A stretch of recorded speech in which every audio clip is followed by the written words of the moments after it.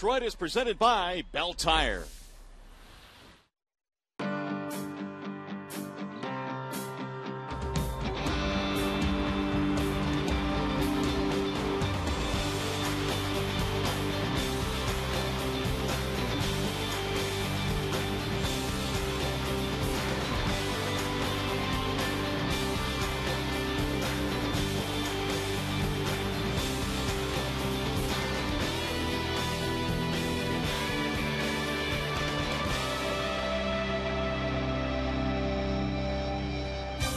Tigers catcher Alex Avila has seemingly found another gear here in the month of August, batting .442 this month, and the Tiger backstop as well, doing it every single day behind the plate. It's another beautiful night for baseball here in downtown Detroit.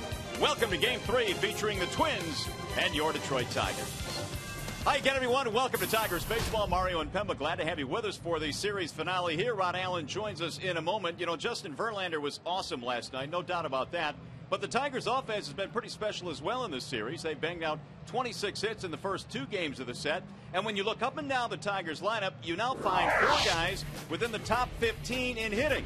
Miguel Cabrera, Victor Martinez, Johnny Peralta, they are all over 300. They are all in the top 10. But Alex Avila now has crept into the top 15, batting .299. He is 14th in the American League. And the Tigers as a whole are 3rd in the AL in hitting, and they hope to have that offense rolling again here tonight against Carl Pavano. Stay with us now. The lineup's first pitch right around the corner, but right now we go back to the Call Sam Studios. Here's Mickey York.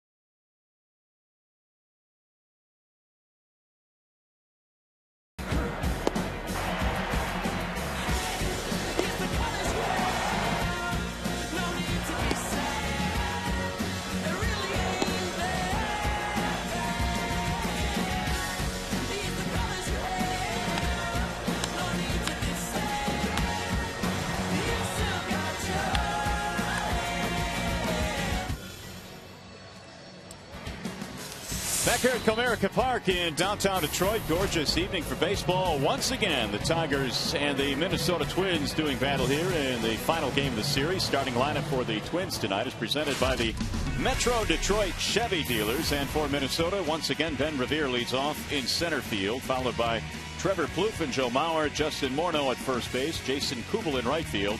Jim Tomy back in the lineup, the DH, followed by Valencia, Tassoni, and Nishioka in their lineup. Here's the scouting report on Brad Penny. It is presented tonight by Ace Hardware. Well, Brad Penny's arm strength has finally come back. His fastballs have gotten up to 95, 96 miles an hour. And with that being said, now he needs to find that sinker, which allowed him to get a lot of ground balls earlier in the year. And Jeff Jones also said he'd like to see Brad throw a few more curveballs earlier in this ball game tonight. And so Penny ready to toe the slab in search of his 9th victory of the season.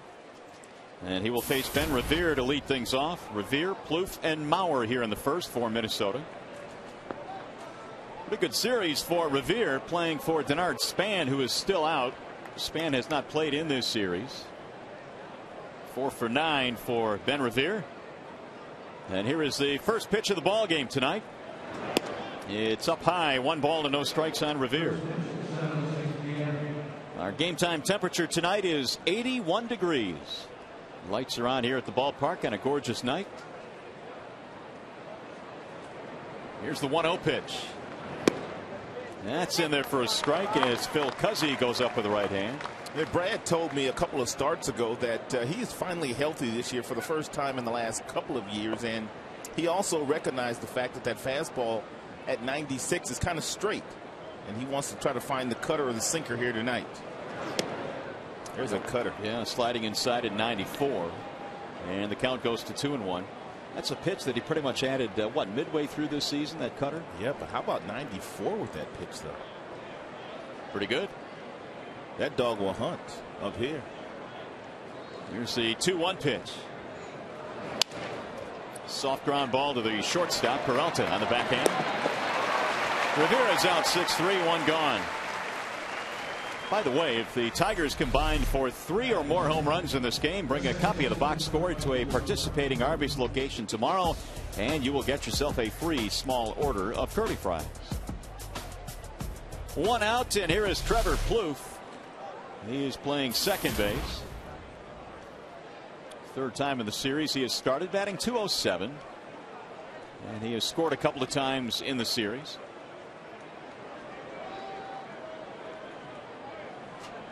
First pitch is outside from Brad Penny.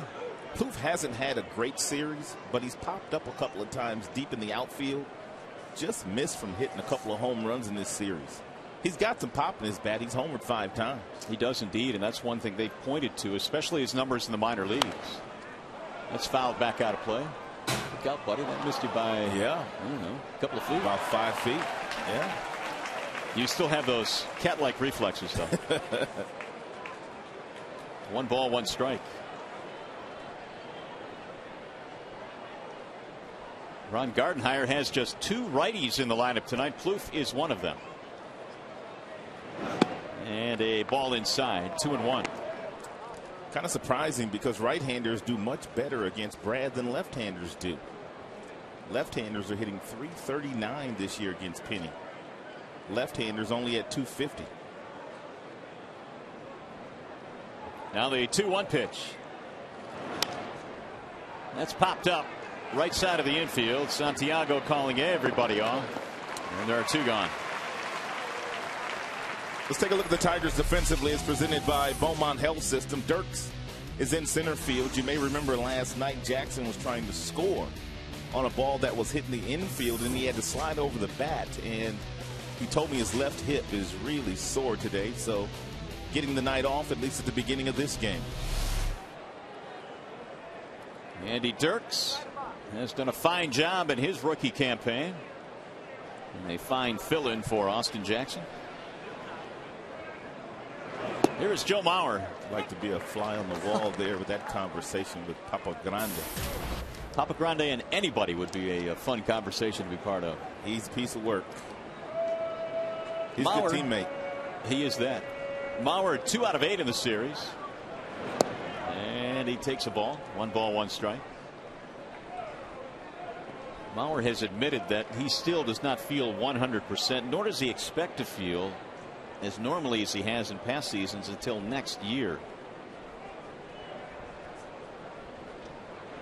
Here's the 1-1 pitch. Right back to Penny. He knocks it down. Still may have a play. And he got him by a step. Nice play by Brad. A comebacker on a line drive. Brad knocks it down and throws him out.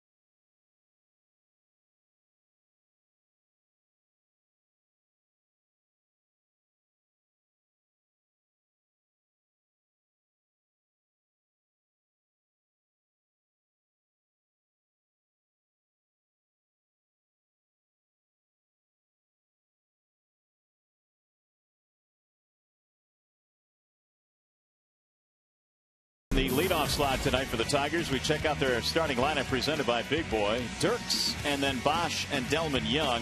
Cabrera cleaning up. Victor again the DH tonight. Avila again the catcher tonight. Peralta, Kelly, Santiago your bottom three for the Tigers.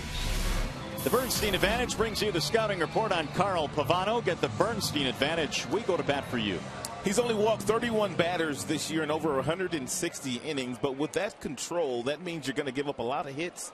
And he's given up 187, which is tops in the American League. He's got a fastball. He's got a sinker. He's got a cutter. He's got a split. He's got a change. Nice assortment of pitches for Pavano. He is 35 years old, out of New Britain, Connecticut. And here is his first pitch to Andy Dirks. It's in for a strike, 0-1. Dirks hitting almost 300 over his last 22 games. His overall average up to 263. That one missed outside. 1 ball, 1 strike. Dirks has also proved to be a very good defensive outfielder as well, as we start to see him play more and more. That's fouled back out of play. Really, we hadn't seen him play at all until we saw him in spring training this year. He really opened the eyes of Jim Leyland in spring training. When we finally got down there and started doing some telecasts, Andy Dirks was a favorite of Leyland's, and he lasted all the way up until the last week of spring training. Out of nowhere. Got him, strike 3, and Pavano has his first strikeout. That's what Pavano will do early in games. He will pitch inside. Let's take a look at the Minnesota Twins defensive alignment presented by Tim Hortons. Tosoni, Revere, Kubel in the outfield, Valencia, Nishioka, Plouffe, Morneau in the infield, and Joe Mauer is the catcher here tonight. It's that little cutter. Good movement on that pitch. Actually, that's a swing back fastball, but he will go inside when there's no one on base. But when there's runners on the base paths, he stays away from the hitters. Strike 1 on Bosch, who last night snapped an 0 for 15 with a 2-base hit in the ballgame. He comes in 2 out of 10 against Pavano career, but one of those hits was a homer. And Lloyd McClendon had Brennan Bosch out taking some extra batting practice today. Lloyd said he was a little bit too quick, a little bit too antsy yesterday, getting the start for the first time in about 4 or 5 days, nursing that sore thumb. Pavano is one of those guys that you have to have a really slow approach against. If you try to be the aggressor against him, you're not going to have a good day. He's behind in the count, 2-1. And here's Pavano's 2-1 pitch. It's outside. 3 balls and 1 strike.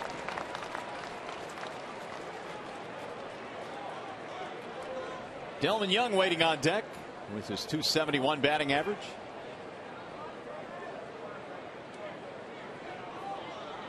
Here's the 3-1 pitch. Lifted back out of play. 3-2 on Bosch. And here's that home run you were talking about that he hit off Carl Pavano. In July at Target Field.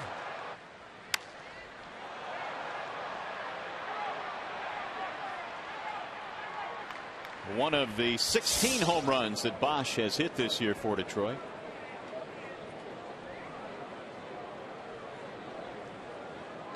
And the 3-2 pitch. He missed it just outside and low. Ball 4. Tigers have their first base runner.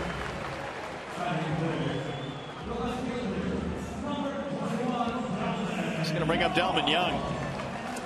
Bosch does have the ability to steal. The Tigers do not have many people in their lineup tonight that can steal a base, but Pavano doesn't do a nice job of not allowing the base runners to get good jumps while he's out there. With Jackson out of the lineup tonight, Bosch is the leader among the starting 9 in steals with 5. Ball 1 to Delmon Young.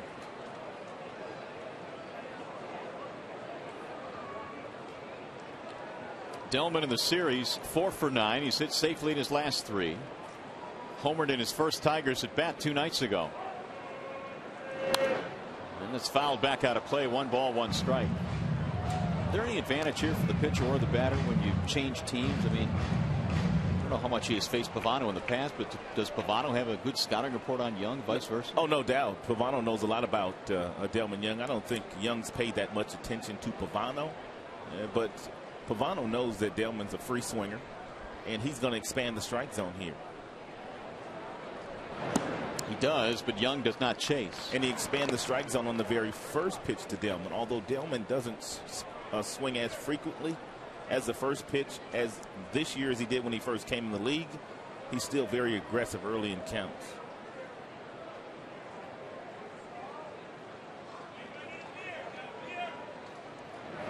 Swing and a miss. So it's 2-2 now. Delmon Young. Young is 3 for 5 career against Pavano. Bosch aboard on the 1-out walk.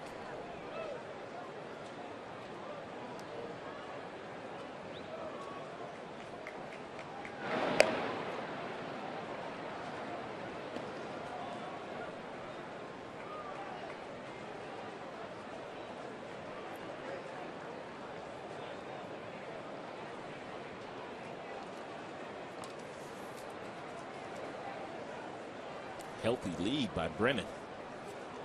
And the 2-2. Driven in the air to center field. Rivera's on the run. Still going back. He makes a basket catch up against the wall. Ben Revere with a spectacular play in center field at the 420 marker. And he ran a long way to get there. What a play. When Tigers fans are clapping, you know it was a special play. Look at where he took off from, and look how much real estate he had to cover to make this spectacular catch. The only thing that kept that in the ballpark, obviously, is that 420 sign straight away center field. What a catch by Revere. You won't see many catches better than that. He likes it himself. Willie Mays like on that play.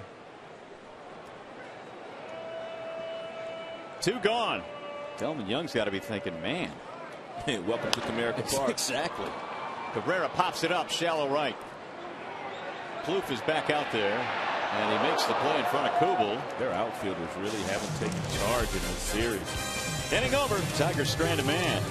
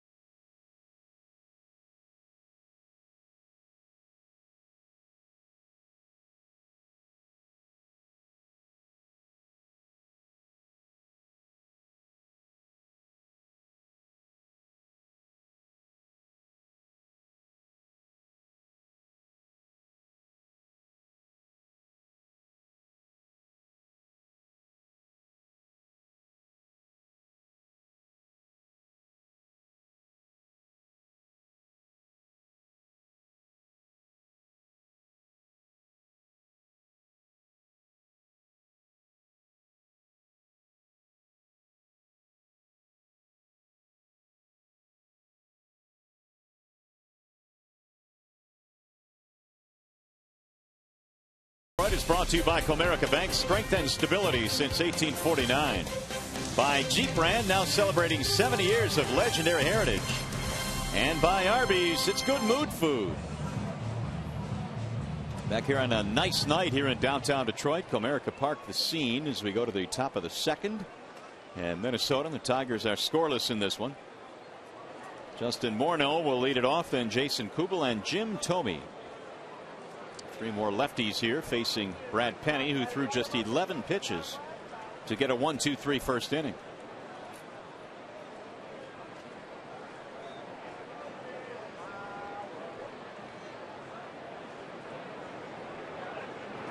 Morneau looks at ball one.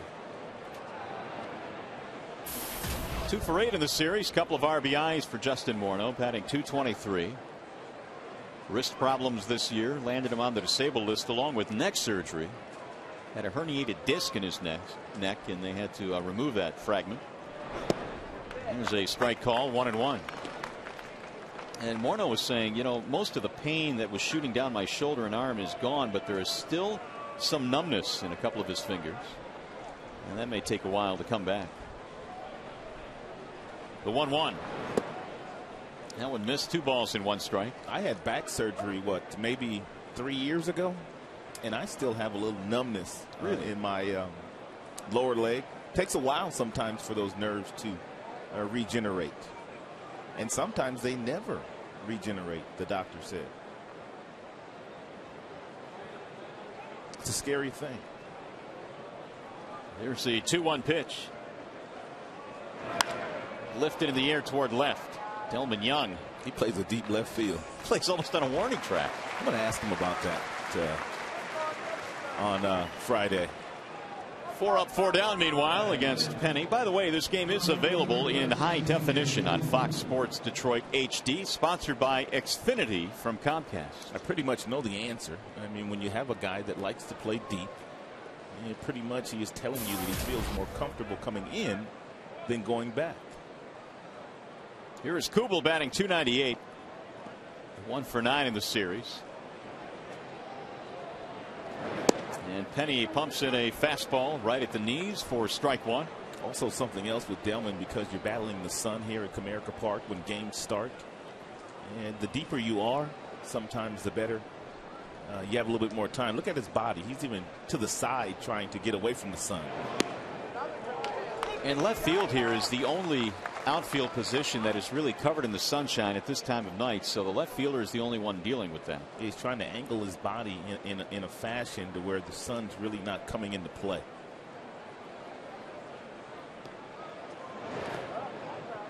One and 2 on Kubel.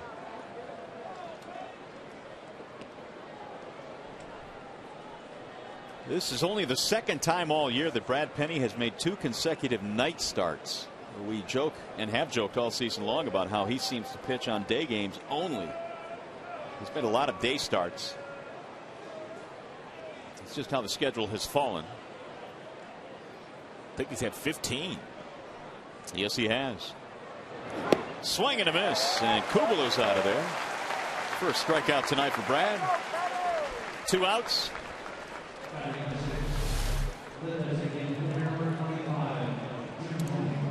Sure what that was. It's a cutter. Take another look at it. Exactly. Little cutter that kind of stayed up. Kubel swung right over the top of it. Here are the splits. 15 day starts, 8 night starts. He's facing Jim Tomy now with 2 outs.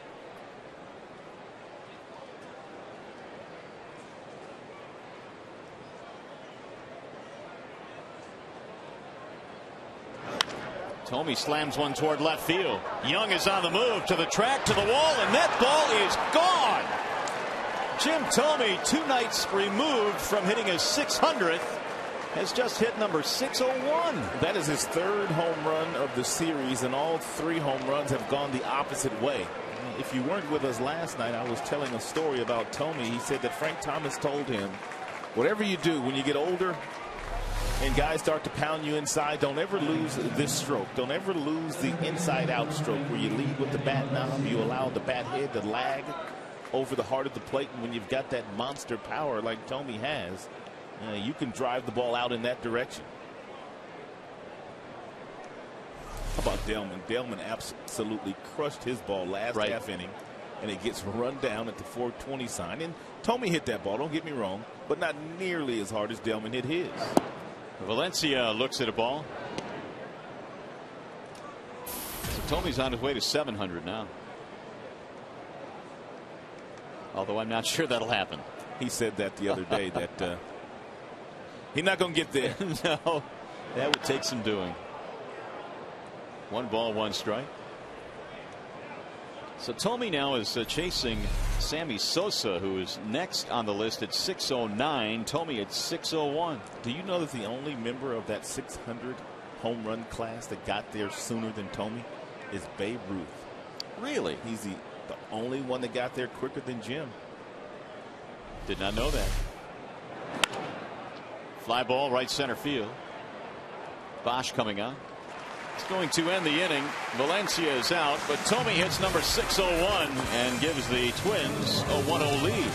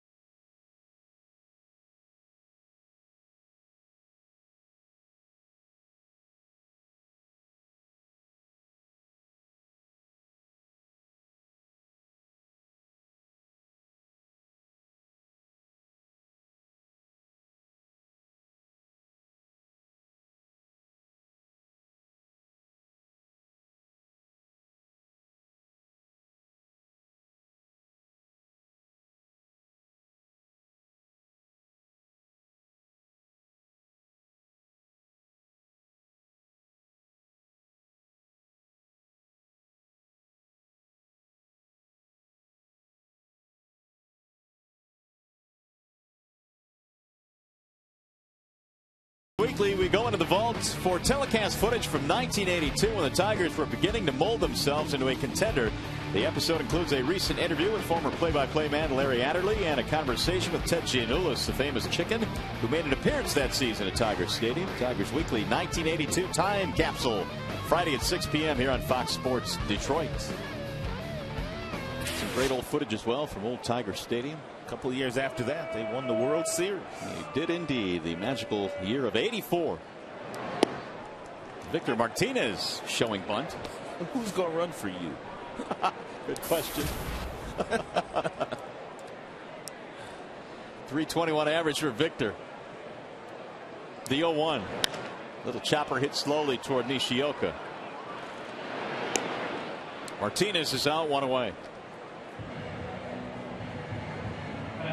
So Pavano, who gave up a walk in the first, retires the first man he sees here in the second. Now Alex Avila, who seems to be getting on base in every single at bat. Alex 5 out of 6 in this series. Knocking on the door of 300 once again. He was down about 280 there. Under 280. Well, the month of August has spurred his numbers back upward. It's been an incredible month.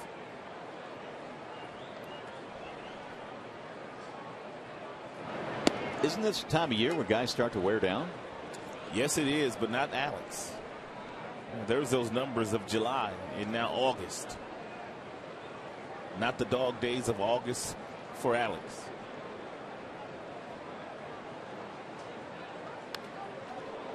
No balls, 2 strikes. When you start talking about the most demanding position on the field, he plays it. but yet getting it done. Tremendous season.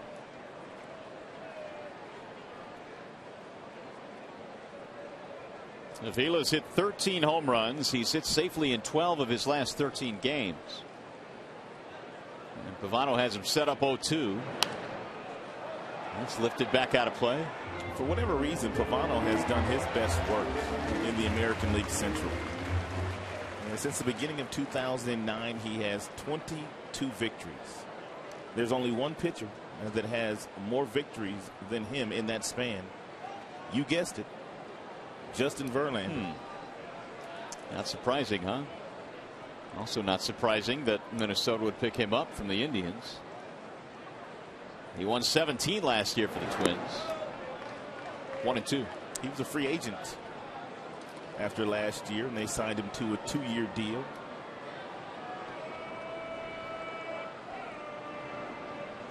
Pavano has made 7 starts here at Comerica Park against the Tigers in his career. He's won 4 of them. He has a 1-0 lead tonight on the Tomy home run.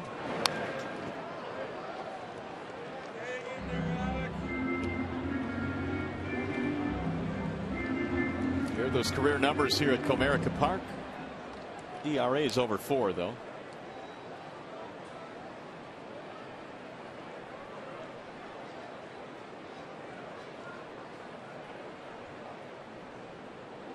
One and 2 on Alex Avila. Fouled off again. Pavano was originally selected by the Boston Red Sox. That was way back in 1994. He was a high school player. And traded to Montreal. Montreal in that deal gave up Pedro Martinez. And boy, he signed a big contract after he got to the Red Sox. Here's the 1-2. 2 balls and 2 strikes. Pavano was a huge prospect in their organization. Hard thrower. He was 96, 97 when he was younger. Had a lot of injuries when he signed that free agent contract to pitch for the New York Yankees. He did not get on the mound very often for them.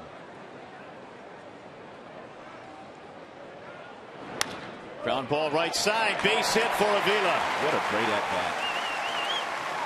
It was an 8-pitch at bat. And he's aboard. By the way, you can vote for your Tigers McDonald's Player of the Game, presented by the Quarter Pounder with Cheese.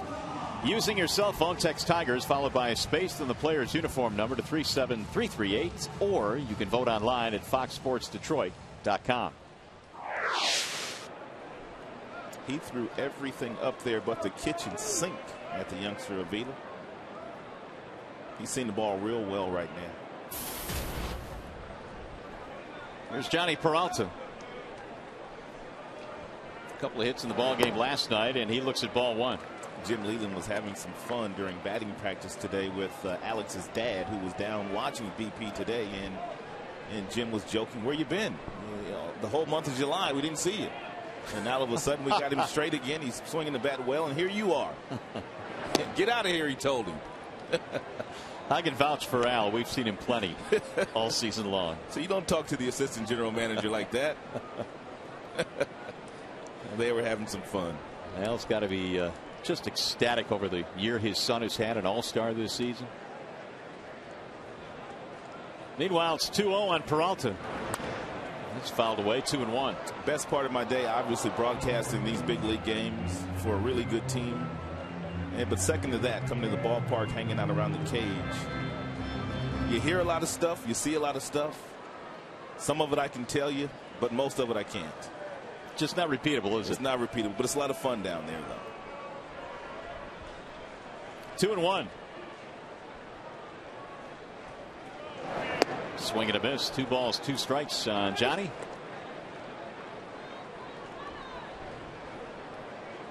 Peralta came in 5 for 12 against Carl Pavano. He's had some success against him. Tigers have that tying run at first base with 1 out.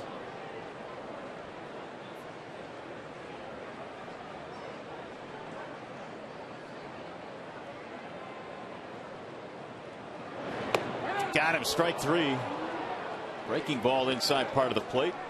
Second strikeout for Pavano. Yeah, he came through the front door with that breaking ball, and he froze Peralta, and it caught the inside corner. Mauer wanted it away, had to reach back for it. A lot of times when you see the catcher reach back over the heart of the plate, that ball gets drilled. That thing didn't do nothing.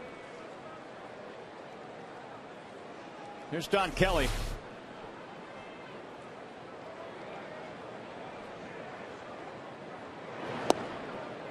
Strike one on Don, playing third base tonight.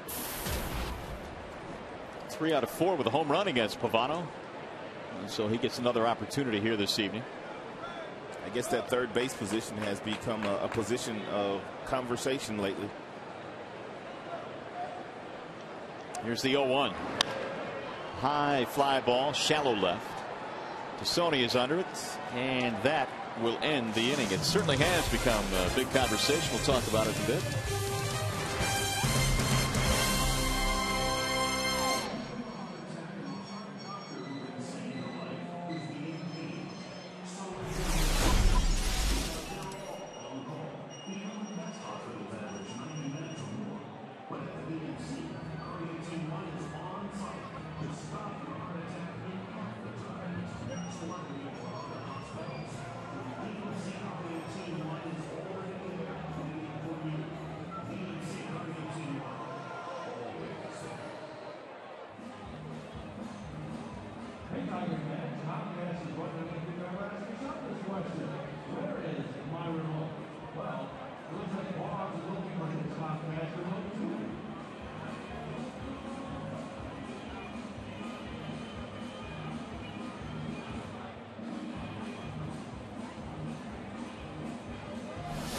The game has to move on. It has to go on, and to stop there and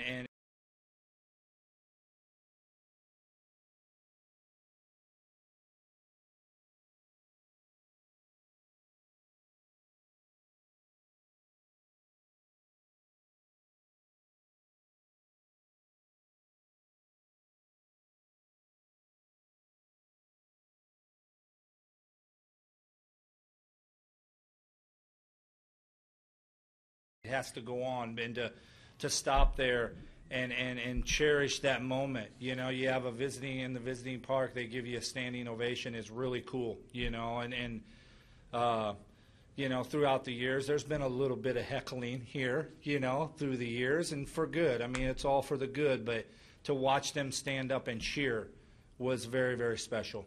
Something I'll never forget. And that's why Jim Tomy is so well liked around baseball. He is a very humble individual that has accomplished, obviously, a lot of things in his career, Rod, but he gave the Tiger fans a little credit the other night. And the reason why Tigers fans have heckled over the years is because he's hit 66 home runs against them. What do you expect him to do? Pretty good reason. But it was nice. They gave him a standing ovation, and Jim Tomy is homered again tonight, so he continues to torture him. The only run of the game, courtesy of the Tomy homer. Little fella got the binoculars out and everything. It's great to see the kids at the ballpark, and they always seem to be smiling when they're here. Well, here is Rene Tomy to lead things off as we head now to the top of the third. Brad Penny back to work, and his first pitch splits the plate, strike one. Tomy batting 197.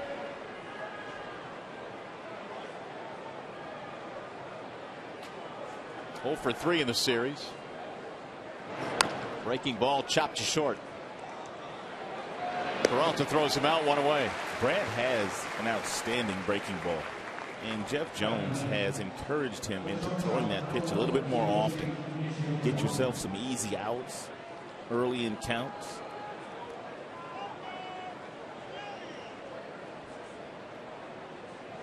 It's going to bring up the number 9 hitter, Nishioka. There's Jeff Jones, the pitching coach, took over at the All-Star break when Rick Knapp was relieved of his duties. He's a lifer in the Tigers organization.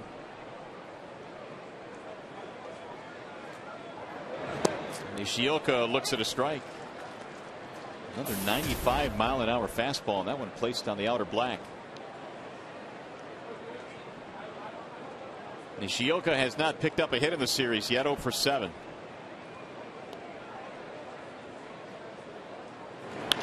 Ground ball right side. Santiago has the routine play. Another ground ball out, 2 away. Just to finish that comment I made about third base, a lot of people are wondering why Betamete doesn't play more. Jim also announced that Brandon Inge more than likely going to get called up at the beginning of September. He's going to get some reps as well if that does happen. Kelly getting that start today.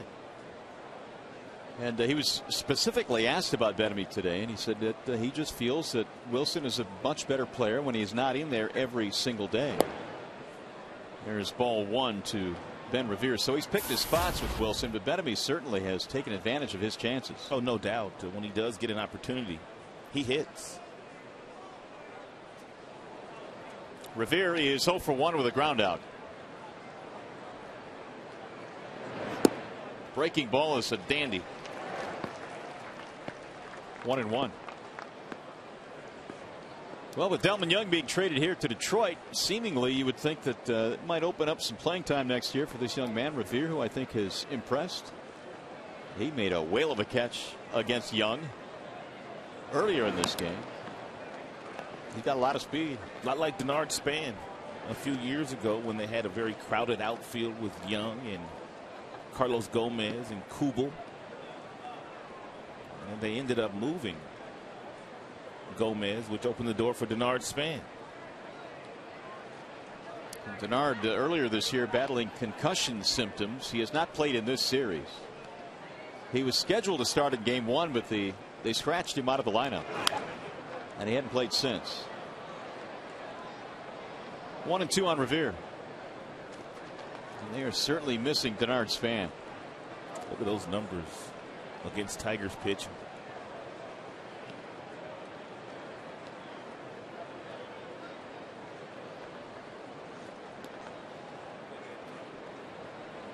Here's the 1-2. Revere stays alive.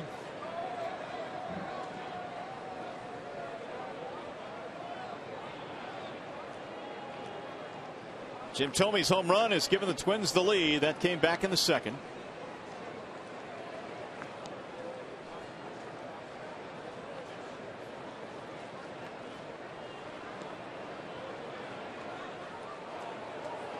And again the 1-2. 2 balls, 2 strikes on Revere.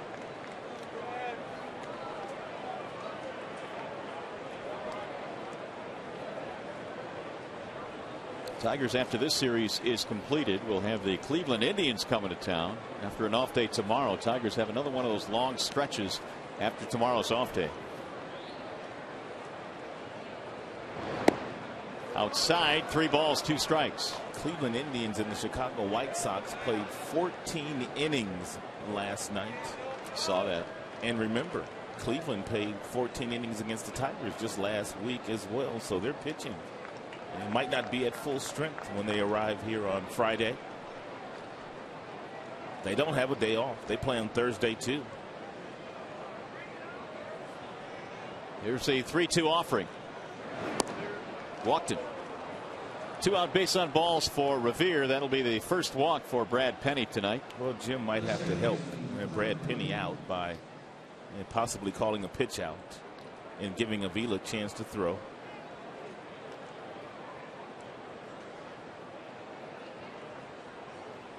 .21 swipes for Revere. And Jim has flashed some signs to Avila.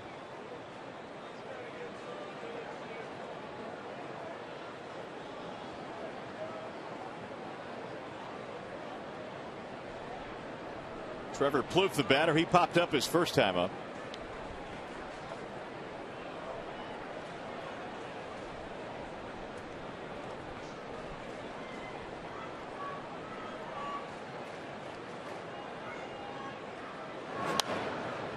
Fouled back out of play. We're talking about Plouffe's power potential and how they think that at the big league level he could turn out to be a pretty good power source. He hit 15 down at AAA this year. He's got a quick bat. Former first-round pick. Revere edging off the bag at first.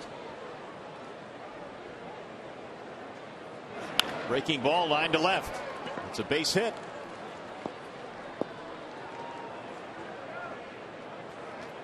So with 2 outs, the Twins are threatening now with 2 men on, and they've got the meat of their lineup coming up. Sometimes when there's a fast runner on first base, as a pitcher, you quicken up your delivery. Look how quick he was with that delivery. And because he was so quick, the arm never caught up. Therefore, he didn't get on top of this breaking ball. He just flipped it up there, and it laid right around the belt buckle because he didn't get to that good balanced position because he was sort of worried about Revere on first base. So now he's got to deal with Joe Mauer, who lined one right back off of Penny in the first inning.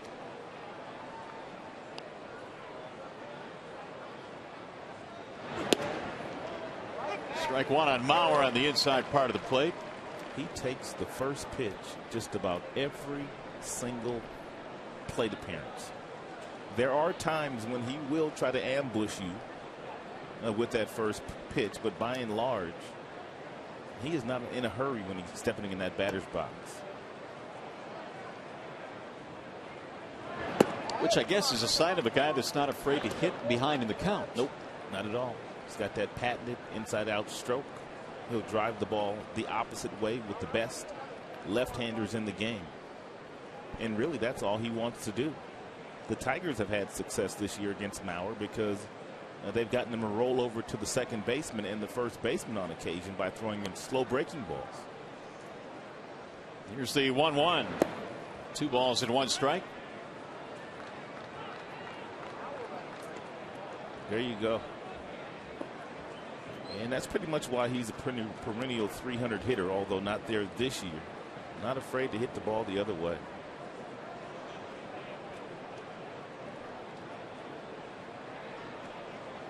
Well, Penny retired the first 2 batters on just 4 pitches. And then he ended up walking Revere and has given up a single to Plouffe. And Brad now has fallen behind Joe Mauer. Well, the best pitch for Brad to throw right here probably that breaking ball, and to see if he can get Mauer out in front of that pitch. Because if he throws him a fastball for a strike, he's going to hit it hard somewhere. Bouncing ball to third. Kelly gloves it there, and they get the force at second barely. Inning over. Twins threaten. They leave a couple. 2.5 in the books tonight at Comerica Park. Still 1-0 Twins.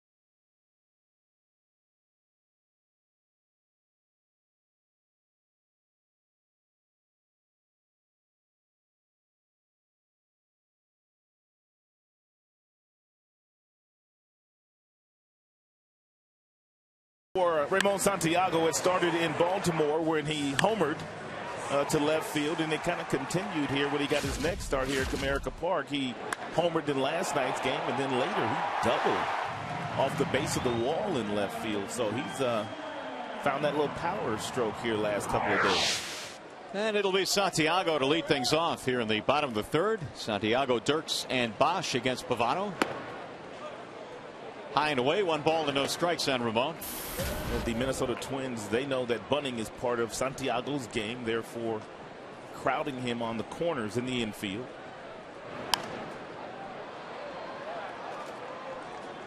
One ball and 1 strike. Santiago is another one of those Tigers that has pretty good numbers against Pavano. 4 for 9. Seems like most of the guys that have good numbers against him are the table setter kind of guys, the guys that don't overswing. Missed it away. 2-1. Guys willing to allow the ball to get deep in the strike zone and take a base hit the opposite way.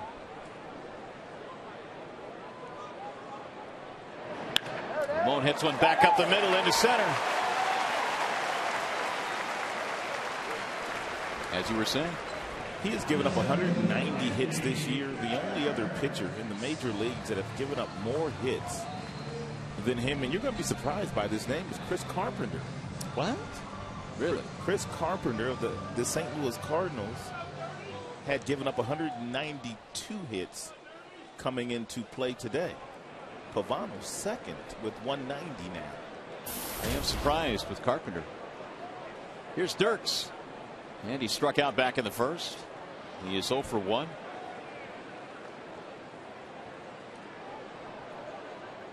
It's a good combination here. If Jim wants to do something, he can put the bunt sign on with Dirks, or he can simply put a hit and run on.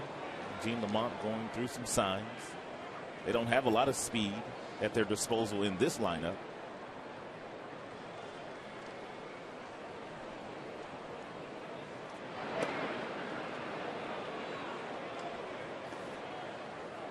Gene Lamont relaying the signs.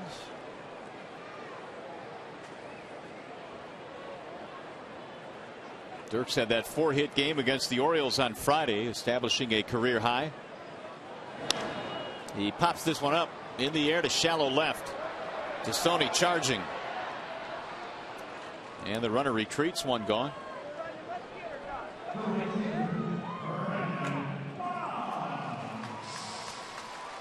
That'll bring up Bosch.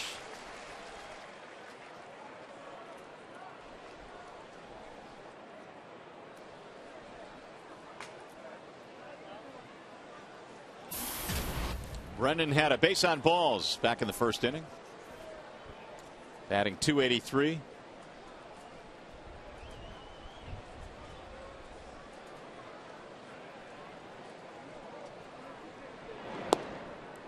Strike 1. We're talking about all the hits that Pavano has given up. He's had 4 games of 10 or more hits this season. Carpenter's had 6 of 10 or more hits.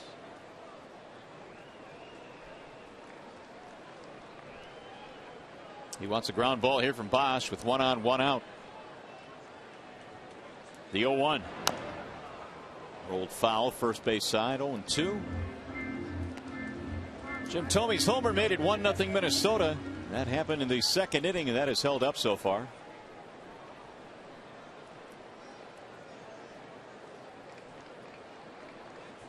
Santiago led off the inning with a single.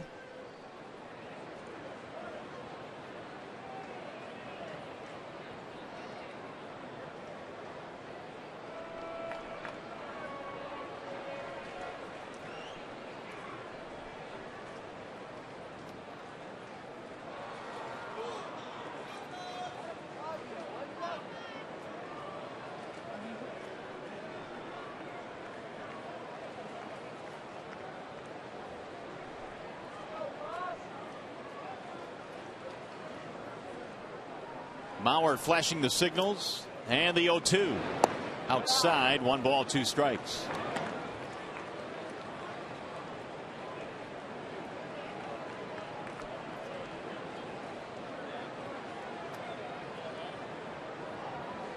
Bosch missed a few games with the sprained thumb. And he very nearly tied that game on Sunday in Baltimore, pinch hitting in the 9th inning in that big comeback the Tigers put together. Shatters that one foul as it goes back into the seats. 1-2 the count on Bosch, and his thumb is still heavily taped. They Want to make sure they can get as much padding as they can on it.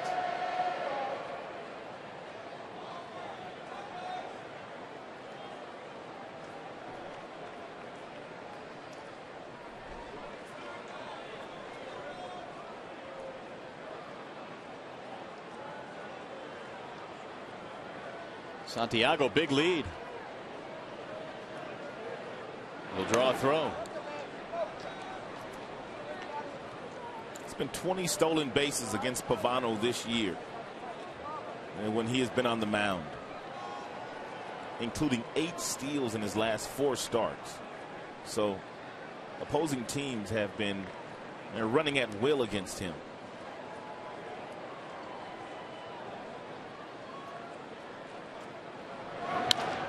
Soft liner to left, base hit. What a nice at bat. Santiago coming to third. And he is safe at third base. Sliding right into Valencia. Tigers now have him at the corners. Great hustle. He ran right in the face of the left fielder, Tomy. And that was a really close play. Santiago did not hesitate once he got around second base. And I thought he was going to be safe by a long shot, but then what a throw by Tomy. And why was he safe anyway? Here's another look. Ooh, that was close. Looks like he's off the base. Wait a minute, stay with me, stay with me. Now he's off the base and he's got the tag on him. Well, he's got his arm on him. Didn't actually tag him though. First and third. That's James Hoy down there at third base. Had a bird's eye view. Tigers have their third hit. Delmon Young, the batter. It's a nice piece of hitting there by Bosch. Everything that Pavano threw him was away, so he basically took what Pavano was giving him. Pavano in his last start was in and out of trouble all night long. He gave up 10 hits against Cleveland, but allowed just 1 earned run.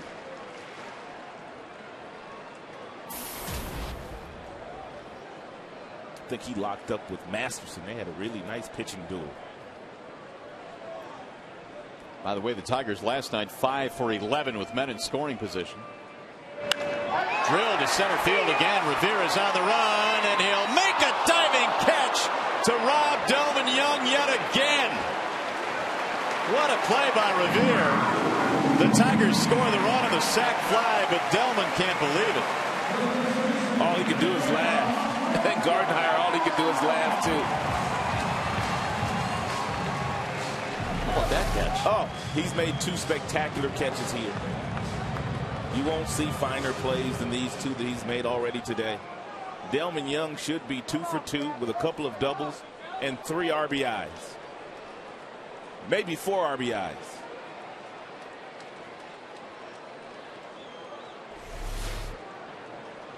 So it's a 1-1 ball game. A run in, 2 gone now, and Cabrera stands in.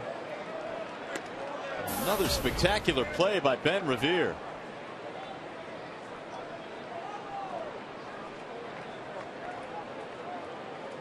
An over the shoulder grab on Delmon at 4:20 in the first inning, and now the diving catch off to his left in the gap.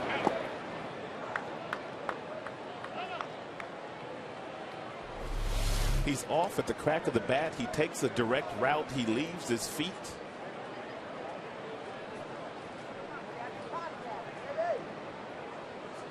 Doesn't get much better than that. Not the last couple of times we're going to see either one of those plays today. 1 ball, 1 strike on Miguel Cabrera.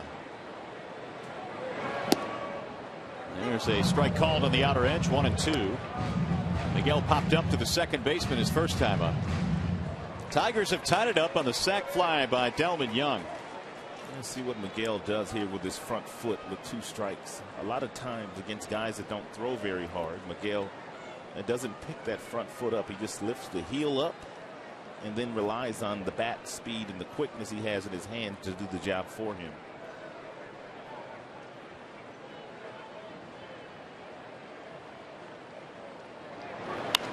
Ground ball to short. Nishioka. Force out. Ends the inning. Tigers get a run, though, on a sac fly, but it was a tremendous diving catch by Ben Revere.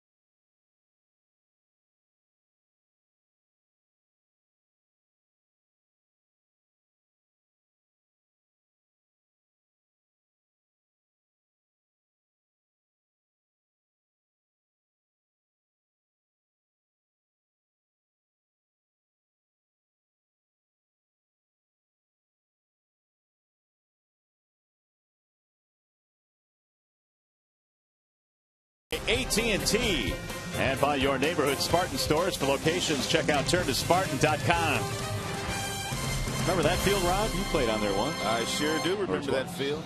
In the corner of Michigan and Trumbull. Yes, indeed. A lot of fond memories there. Flagpole still out there. 440 feet from home plate. Tigers and Twins at 1-1 as we go to the fourth inning.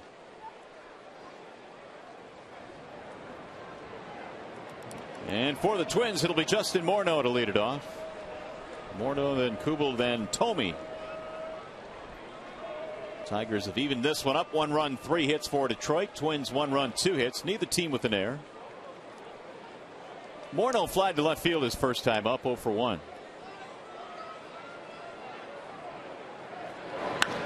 And he slams the first pitch into shallow left field. Delman Young just not going to get there. And it's going to loop in for a single. And Morneau has his first hit. Twins now have their third of the night. I think Delman was kind of fooled by the swing, took a couple of steps back as well, and then playing deep, as we've pointed out the last couple of days. No way he's going to catch that ball. So the leadoff man is on. That'll bring up Jason Kubel, who Penny struck out back in the second.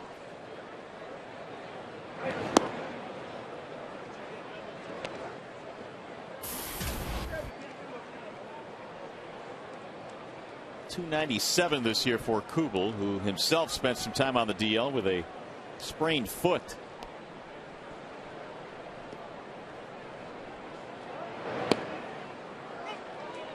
One ball, one strike.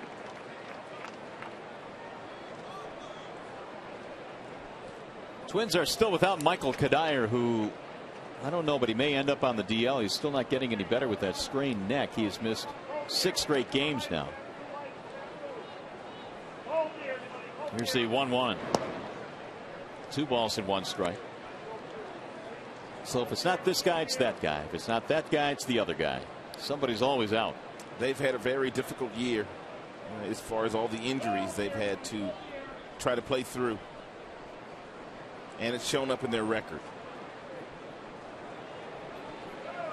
And the 2-1. 3 balls, 1 strike. When the season began, it was supposed to be the White Sox, the Tigers, and the Minnesota Twins battling for the division as they have the last number of years. But Cleveland, they didn't get that memo. They've had other plans. Yeah, they crashed the party. They sure did.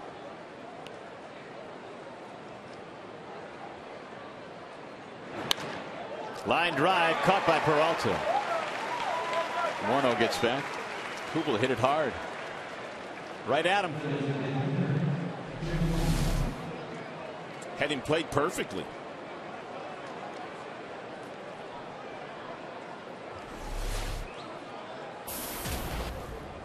Here is Tomy.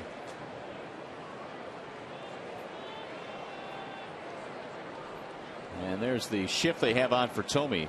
With the runner at first base, Santiago would typically be on the grass, but he's on the edge of the dirt right now with Morneau at first base. You know what some managers have started to do against guys like Tomy is they take the third baseman and they move him over into shallow right field, and they leave the shortstop at the shortstop position. And the reason why they do it is they feel like when you move the shortstop on the other side of the bag, he's not necessarily comfortable.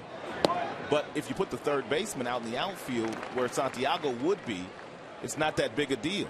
So you're starting to see third baseman over on that right side of the infield in the outfield, and the shortstop stays put, and of course the second baseman plays his regular position. 1 ball, 1 strike on Tomy.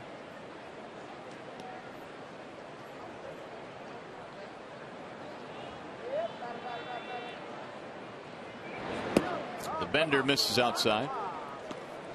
Tomy hit his 300th home run with the Indians, his 400th with the Phillies, his 500th with the White Sox, and of course his 600th with the Minnesota Twins. Equal opportunity. He's spreading it around, that's for sure. He's been a great teammate. He really has been a great teammate for 5 different teams. Outside. 3-1.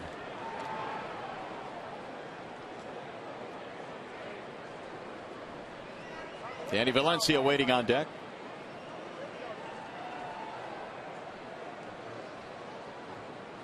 Tomy's also hit 17 of his home runs here at Comerica Park. So not even this big ballpark can hold him. 3-1 pitch is swung out and missed. 3-2 on Tomy. I told you the last time he homered here, his first time up, that only Babe Ruth got to number 600 quicker than Jim Tomy. And surprisingly, he's only made 5 All-Star teams in his career.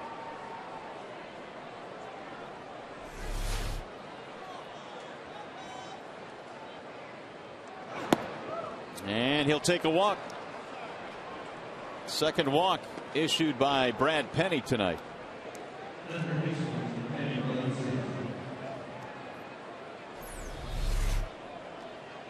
How about those notable home runs? His first ever homer was back in 1991. Steve Farr gave it up. Number 100, Bobby Witt, and then on through the years. Of course, Daniel Schlereth is on that list now for number 600.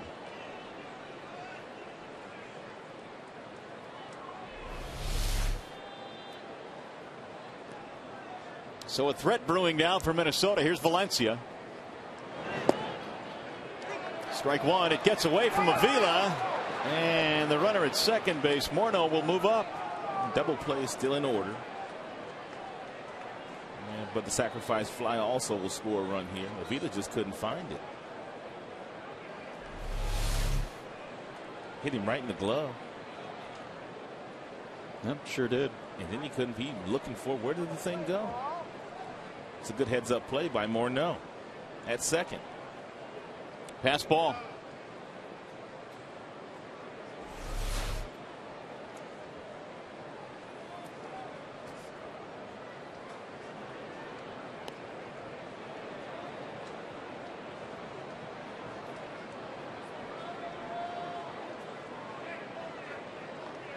Valencia has grounded into 13 double plays, which is the second most on their club,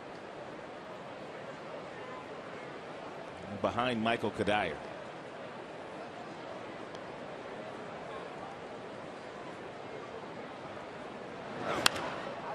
Not this time, though. He pops this one in the air to shallow right. Morneau tagging.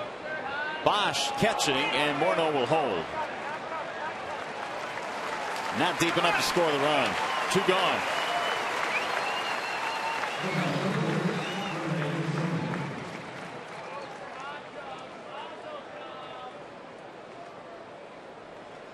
And that leaves it up to Tassoni.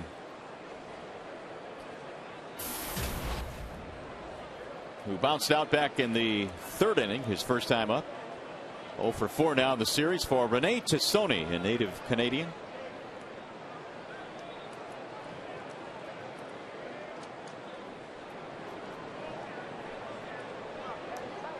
Canada represented at third base and represented at the plate as well. A couple Canadians on this Minnesota team.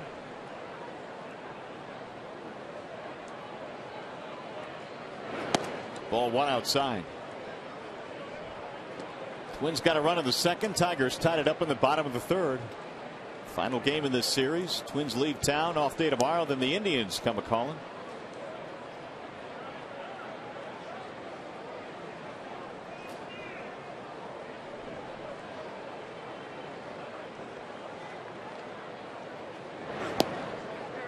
There's a strike called 1-1. Minnesota last year under Ron Gardenhire won 94 games. They won the Central by 6 over the Chicago White Sox.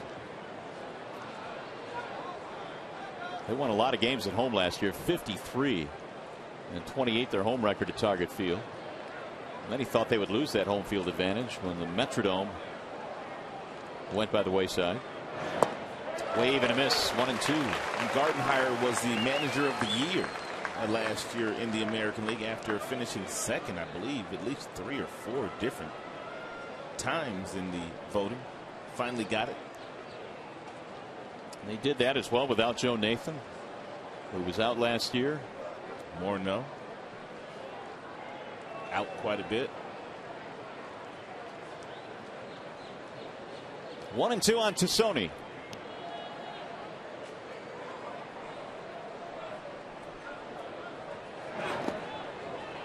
Another breaking ball that Avila has to go down and smother. 2 balls, 2 strikes.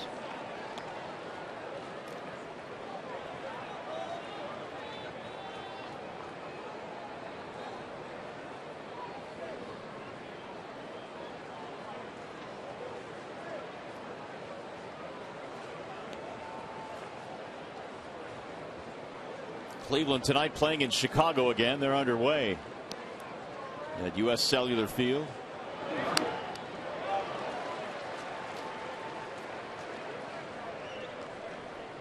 In fact, the White Sox, with their extra inning win last night, just a half game out of second place now. So things really up for grabs. The White Sox have finally gotten over 500. They are 61-60. How many games is it going to take to win this division? That's a really good question. I mean, you may do it, I don't know, anywhere between 82 and 85. Who knows? Yeah.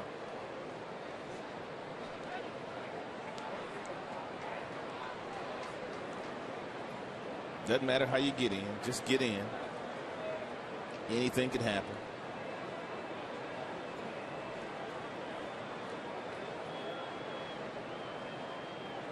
And the 2-2 inside. 3 balls, 2 strikes on Rene Tassoni. When Brad reaches back to get that 96-mile-per-hour fastball, he doesn't command it very well. He has reached back to get a couple here in this inning, and he hasn't hit the strike zone in that velocity range. Nishioka waiting on deck. Tomy is on the run from first base, and it's fouled back out of play. Brad's fastball has been mid-90s most of the evening here, 95 again. He now has thrown 61 pitches, make it 62 actually, just threw his 62nd. Brad once again pitching behind Justin Verlander with some days off, and Brad being skipped on that last road trip. Bullpen's at full strength tonight. JV left him in good shape, as he normally does. Verlander got taken out of the 8th inning last night, and it looked like it was going to be another one of those situations where he was just going to amp it up and get through that 8th inning. But Phil Koch came on through 1 pitch to close out that frame, and Verlander ends up getting his 18th win. Well, the 120th pitch of the night that Verlander threw was 98 miles an hour. I guess you can't reach back much farther than that. No. 3-2 pitch, rolled foul again. Jim Leland, though, was quite clear today, saying that there's no doubt Verlander has been spectacular this year, but we need some more consistency beyond him. They just need to start pitching better. And the other spots in the rotation. Rick Porcello has struggled in his last couple starts. That's low, and that's going to load the bases now with 2 outs. Third walk for Penny. Hey fans, the pennant race is on. Place a deposit on 2012 Tigers season tickets and receive postseason priority for 2011. Call 313-471-BALL or visit Tigers.com. That's a pretty good deal. It's a really good deal. Deposit for 2012 on season tickets, and then you get priority for the postseason in 11. Well, Penny in a jam now with 2 outs. He's got the number 9 hitter, Nishioka, stepping in. This will be the 25th pitch in this half inning now for Brad. Nishioka is 0 for 1 with a bounce out. 1-1 game, but the Twins are threatening. Strike 1 on the outer edge. Nishioka not so sure. He is hitless in the series, 0 for 8. Pavano hoping for some help here.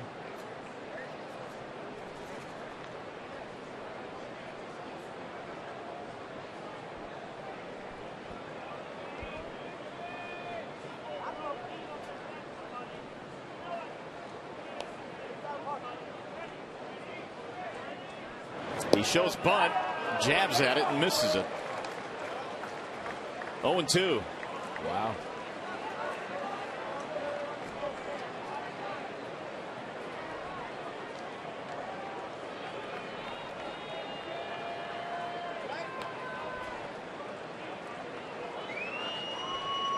It has been anything but a seamless transition for Nishioka, playing in the big leagues this year.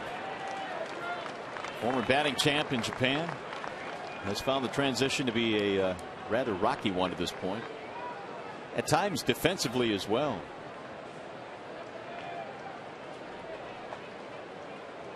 He's behind here, 0-2.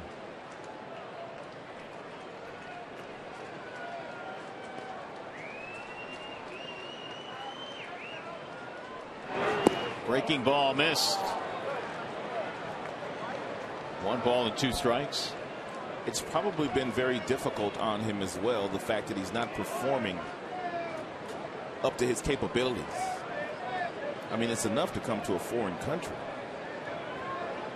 I do know this much: when I played over in Japan, at least the first couple of months when I really struggled, you really didn't have a whole lot of people to talk to. I mean, you really kind of had to get through it by yourself. It's a tough transition. Ground ball right side. Penny's going to have to cover, and he's out at first base. Nice job, Big Brad Penny. Nicely done indeed, and the Twins leave him loaded. We'll go to the bottom of the 4th inning here at Comerica. Still 1-1.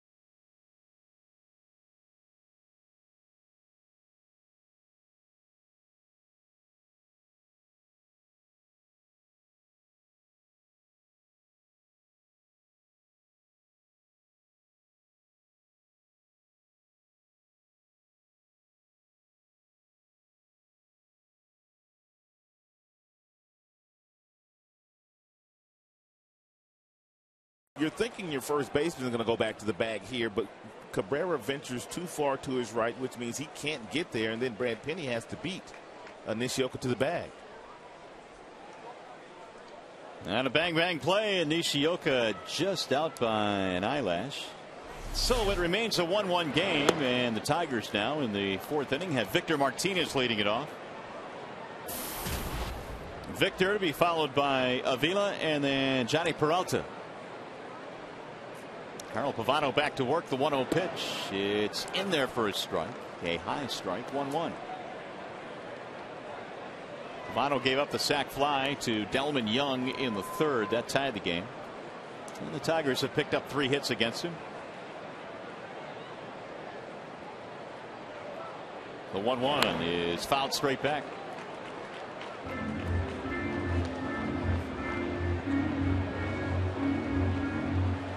Tigers got a walk in the 1st, a single in the 2nd, and a couple of base hits in the 3rd. So Pavano has seen his share of base runners so far.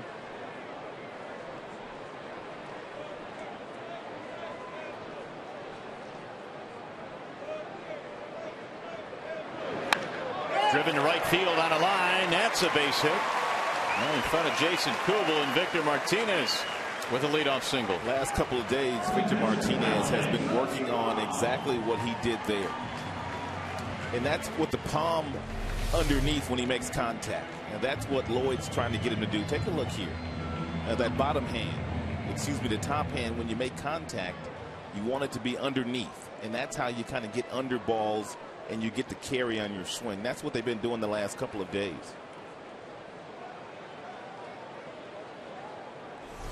Sometimes you don't need to take batting practice. Just that little stuff right there is the kind of stuff that gets you right back on track. Here's Avila, who's been on track for the entire month. And he looks at strike 1. Alex had another base hit. That was back in the 2nd. So he's on base now in 7 times, make it 6 times in this series. Yeah, that little drill that Lloyd was doing there, along with some tee work. Yeah, that's how you can perfect your swing.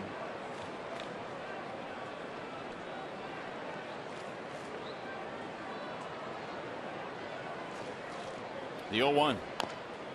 Tapped foul, no balls, 2 strikes. So much of that work that comes before game time is unnoticed, I think, by the average fan, but a lot of it goes into, you know, what Lloyd will do on a daily basis. It's maintenance kind of work. Right, exactly. Just maintenance kind of stuff. Once they get out on the field and take batting practice before the game, they kind of do their own thing, but it's the stuff that you don't see that takes place from, you know, 3 o'clock to 4 o'clock in the batting tunnels underneath. And as you say, that stuff is just as valuable as regular batting practice, right? No doubt. No doubt. 1-2 on Avila.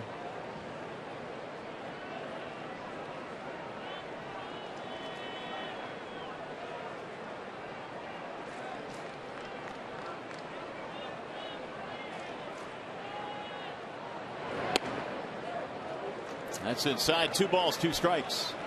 Avila's seen a lot of pitches in this game today already from Pavano. He had a base hit his first time up on the 8th pitch that he saw from Pavano. He's already seen 4 in this at bat.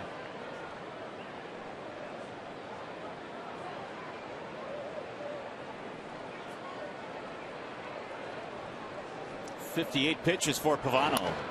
Fouled away. When you look at Alex Avila and you study his swing and his approach at the plate, what stands out for you? Is it his compact swing that makes him successful? Great balance. He has great balance. His stride is not very long, which means his body's always underneath him. Every now and then you see guys that are front dominant with the top of their bodies. He's not that way. He takes a very little stride. He's got really quick hands. Wave and a miss. Good pitch. 3rd strikeout for Pavano. 1 gone. It's going to bring up Peralta. Good pitch indeed. Splitter.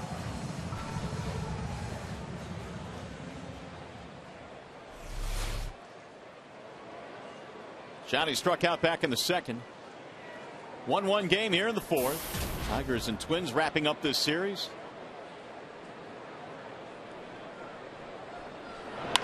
Right back up the middle and right by Pavano into center. Victor will cruise into second and stop there, and Johnny Peralta with a base hit.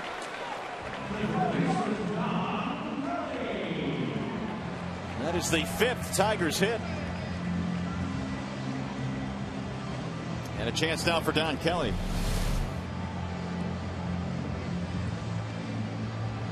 Pavano upset with himself. Feels like he should have made that play, but he wasn't in good body position to make the play.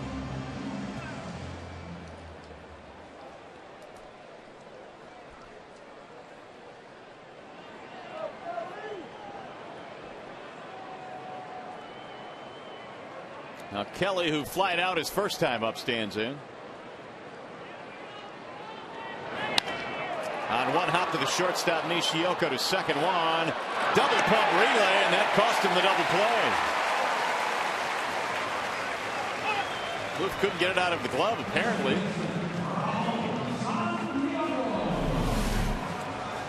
That's the only thing I could think of, because it was a nice feed by Nishioka. Looked like he didn't have a good handle on the ball when he initially went in to reach it, and he grabs it right now. He doesn't throw it because he doesn't have a good handle on it, and then he has to get the handle and then flips it over too late.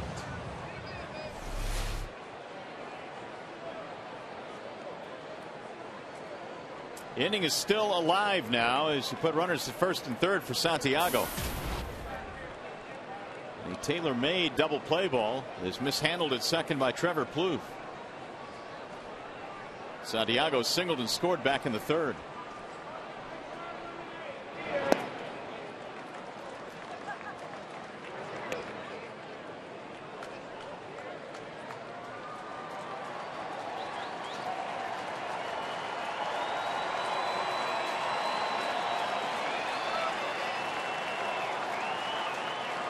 Tigers have 5 hits, all singles tonight. That's slapped back out of play. 1 ball, 1 strike on Ramon. I mentioned his numbers were good coming in against Pavano. Maybe one of the reasons he gets the start tonight, but he's now 5 for 10 career against Carl Pavano. Another base hit here could give the Tigers their first lead of the night.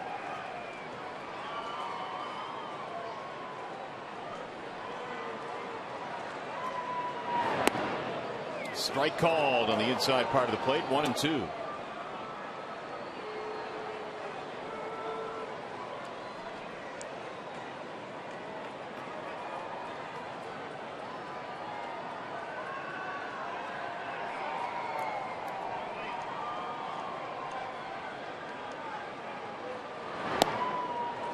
Two balls, 2 strikes.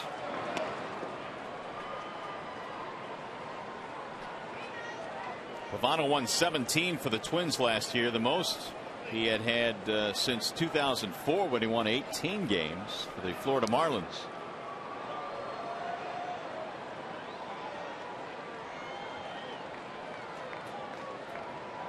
The 2-2. 3 balls, 2 strikes.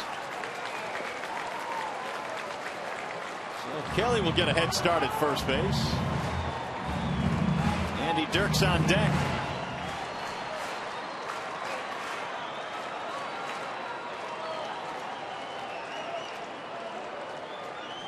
Martinez led it off with a single. Kelly has singled him to third.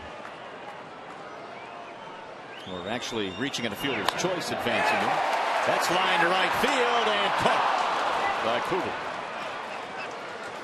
Well, the inning is over. Tigers threaten, do not score. 4 in the books as we go to the 5th. 1-1.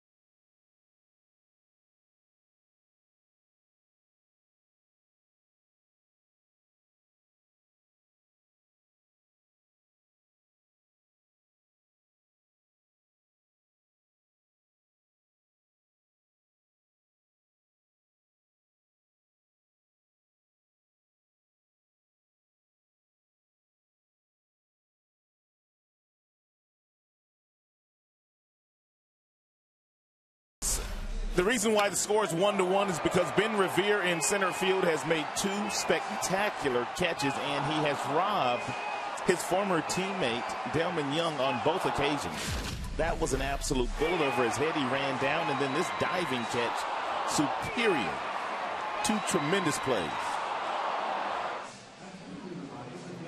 Been a big part of the game tonight, and robbing Delman Young twice. Delman's hit 2 of the hardest hit balls here tonight, and has an RBI to show for it, though, but could have a whole lot more.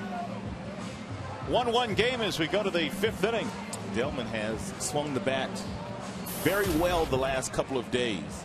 As a matter of fact, the scouting reports on Delman Young were very good the last month or so, and that's one of the reasons why the Tigers put in a claim for him and were able to make a deal for him. He was swinging the bat well. And he's continued that in this 3-game series here against Minnesota. Penny back to the hill facing the top of the lineup. Ben Revere leads it off. And he looks at ball 1 outside. And Revere not much power. Dirks in center, Young in left, playing really shallow.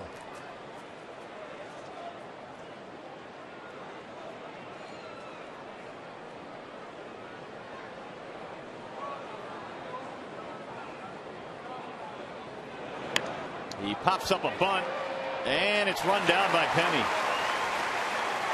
1 gone. Let's go back to the studio now. Time for a game break with Mickey York.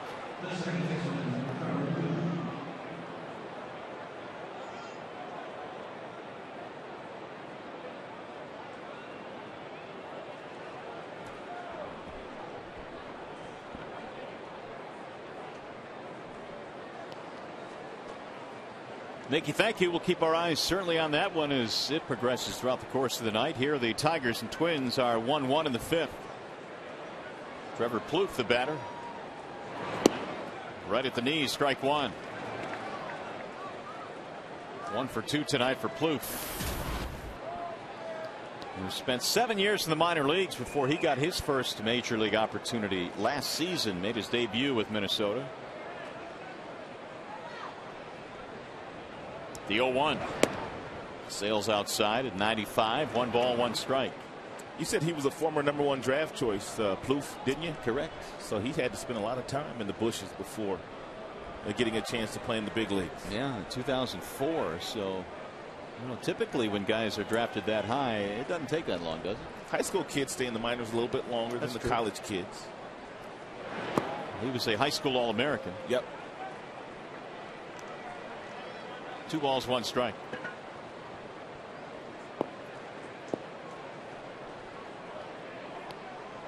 Plouffe in the series now 3 for 8. He's having a pretty good year down at AAA. 313, 15 homers.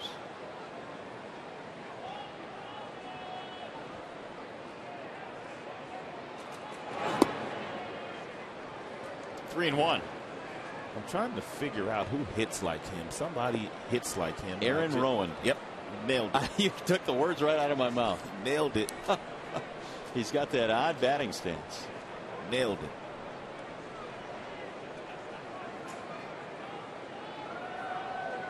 Here's the 3-1 pitch. Swing and a miss. I always thought a great feature would be to ask a lot of the big league players how they got their batting stances, where it started from, who they emulated when they were kids. Yes. Because Plouffe had to certainly learn this one for someone. I mean, obviously it's a feel for most guys, but it's a little bit unorthodox. Looks like he has much more than 60% of his weight on his backside,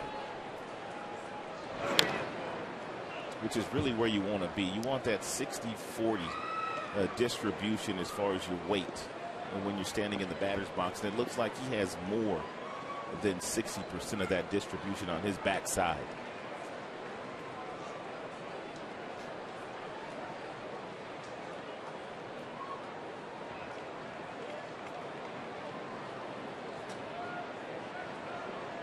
And the 3-2 in the air to center.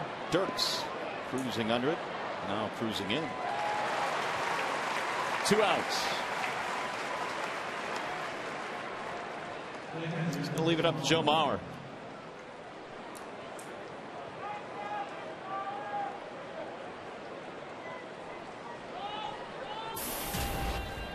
0 for 2 for Mauer, which makes him 2 for 10 in this series against Detroit pitching.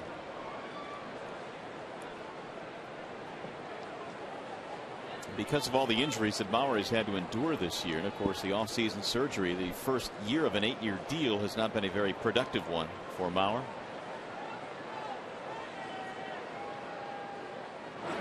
Ball one outside. It's been a strange year for Mauer anyway. I mean, because when's the last time you heard of someone going on the disabled list and staying there for 2 months with leg soreness? Never really. And I think most people would answer that question that way. Just an odd start to the year for him. 2-0. But there is no debating the impact that he has already had on that city, on that franchise. In baseball. In baseball, correct. MVPs, batting championships. There's the 2-0. On the ground to the shortstop. Peralta has it. Mauer is out. 1-2-3 inning. On our way to the bottom of the 5th. And Tigers baseball tonight is presented by Bell Tire.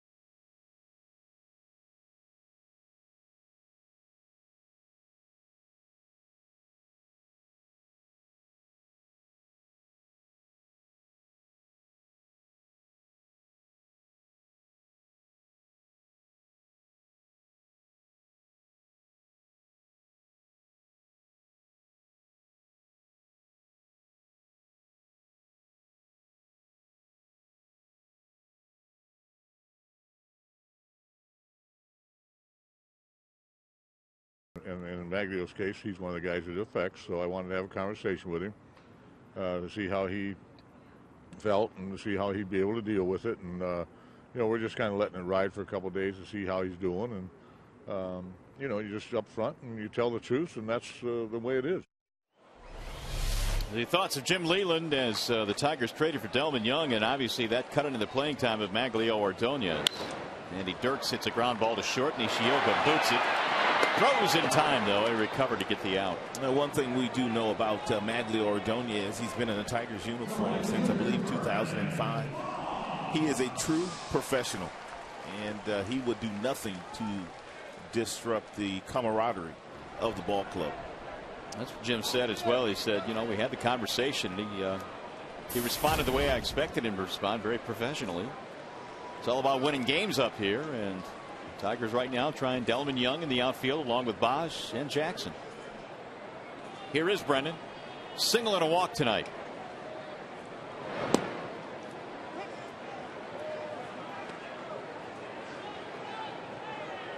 Tigers got their run in the 3rd. Leadoff single by Santiago with runners at 1st and 3rd. Delman Young hit one to the gap. Diving play by Revere, but the run scored. The 0-1 fouled back out of play. No balls and 2 strikes.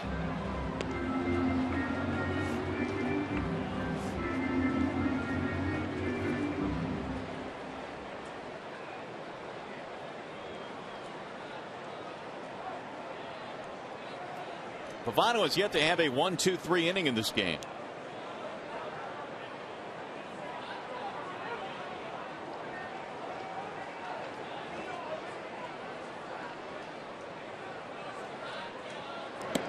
Inside, 1 ball and 2 strikes on Bosch.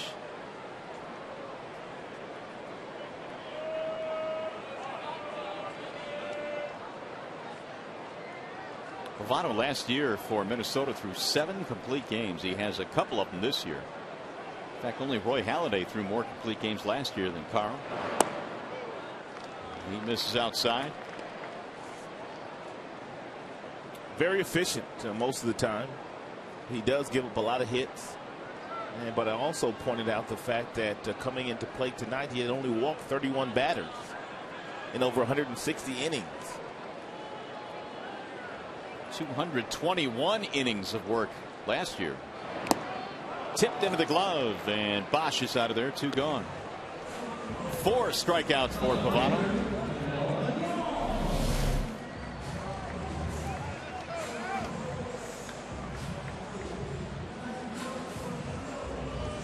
Well, Delman needs to figure out a way to hit the ball to somebody else, because he has hit a couple of bullets at Ben Revere in center field, and we just showed you those plays. 2 spectacular catches by Revere.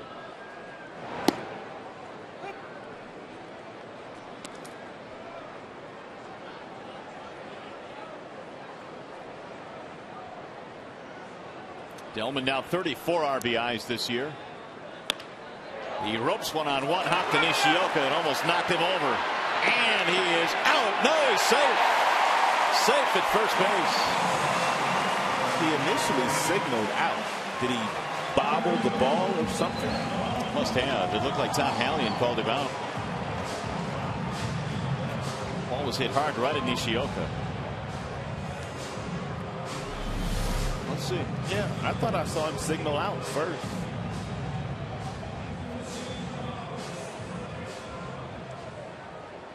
Ball beat him.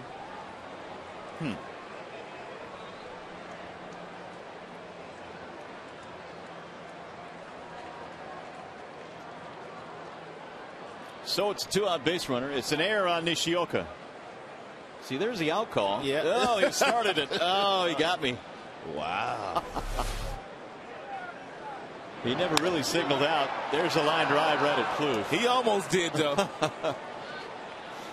Inning is over. So we'll go to the 6th inning. 1-1.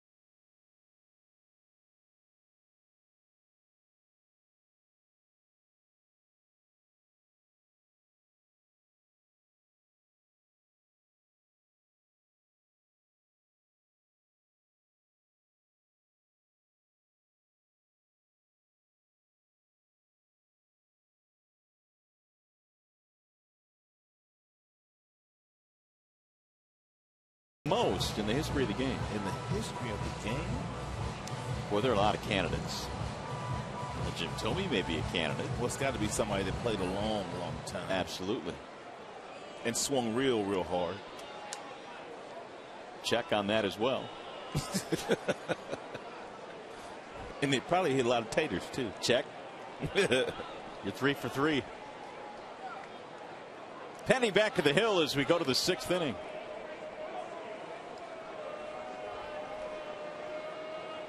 It'll be Justin Morneau, Jason Kubel, and Jim Tomy. 1 run, 3 hits for Minnesota tonight. And the Tigers have 1 run, 6 hits. Morneau a single and a fly ball.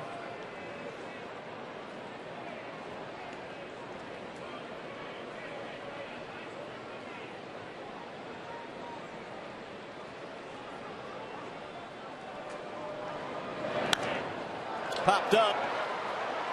Third base side. Avila, Kelly makes the catch. After the game, stay tuned for Tigers Live for reaction, analysis, and highlights from tonight's game. Tigers Live from the Coliseum Studios and here at the ballpark on Fox Sports Detroit. And after that, stick around for even more post-game coverage on Tigers Live Extra Innings. By the way, they changed the ruling on that ball that Delman Young hit. Base hit? Base hit. It was hit so hard. But they've changed it. Here's Jason Kubel. Ball 1 to Kubel. 0 for 2. Line out, strikeout.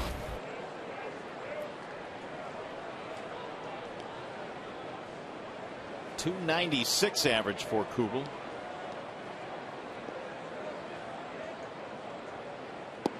A couple of these outfielders for Minnesota had their names bandied about during the trading deadline because the Twins were struggling, and there was some thought maybe Kadire might be traded. Kubel was in some rumors to Pittsburgh. But here he is, along with Kadire. They both remain. Here is Penny's 1-1. Swing and a miss, 1-2. It's an odd season for Minnesota because you don't want to blow up what you've built. And you have to understand that you've had a lot of injuries this year, and you're not going to have those injuries next year. But they do have to get better in the pitching department. They lost some key pieces to that bullpen in Crane and also Matt Guerrier. And they really haven't had guys step up in those roles. Swing and a miss. Big rip there by Kubel. He's out. And I think that may be one of the reasons why they held on to Kadire and also Kubel. And they might try to re-sign both guys. I agree. Both have been reportedly approached about remaining in Minnesota after this year.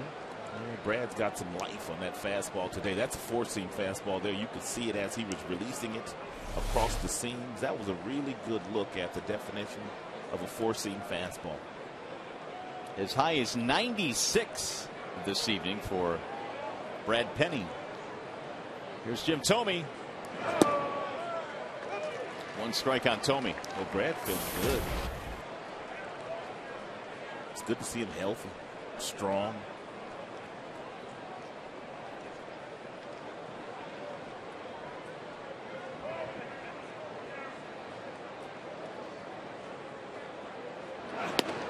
When Tomy was in the minor leagues, Charlie Manuel was his manager, went on to be his manager in the big leagues as well.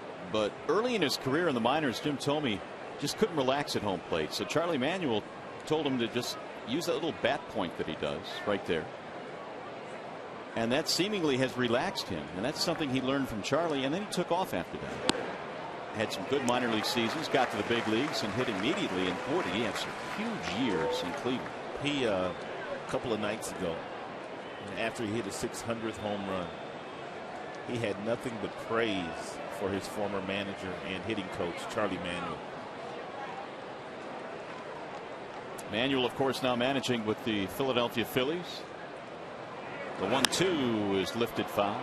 He also said that Manuel also opened him up slightly in the stance that he has now, slightly open with that front leg.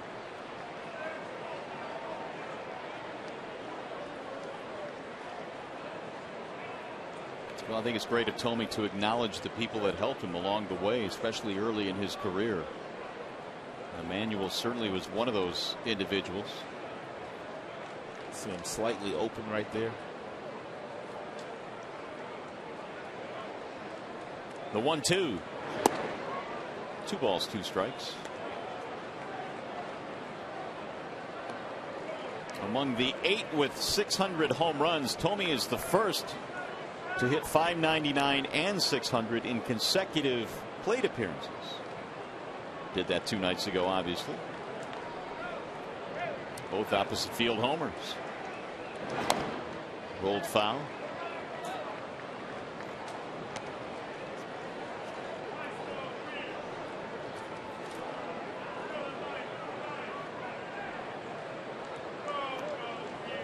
Tomy also admitted at their last homestand when he was sitting on 598, the White Sox were in town and he was trying too hard to get to 600. Got him, strike 3. Penny catches him looking for his 3rd strikeout of the game. Brad now has retired 7 consecutive Twins. Bottom of the 6th coming up.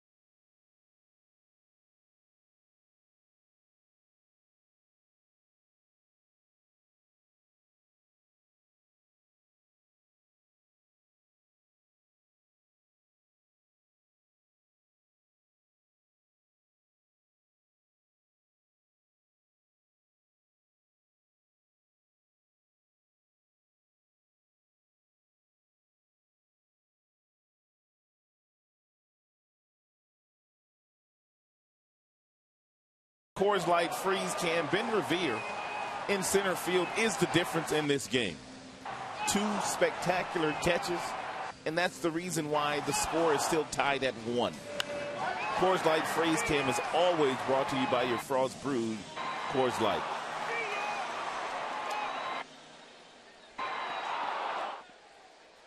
Revere on a show tonight. Got a flimsy glove too. That thing's broken in real nice. His wrist bothering him? Like he was holding on to it with a little wince of pain. Here's Victor Martinez. He rips one foul down the right field line. He did have to dive for that second spectacular catch that he made off the bat of Delman Young. And every now and then when you dive in the outfield, when you land, you kind of roll over on that wrist, on the glove hand.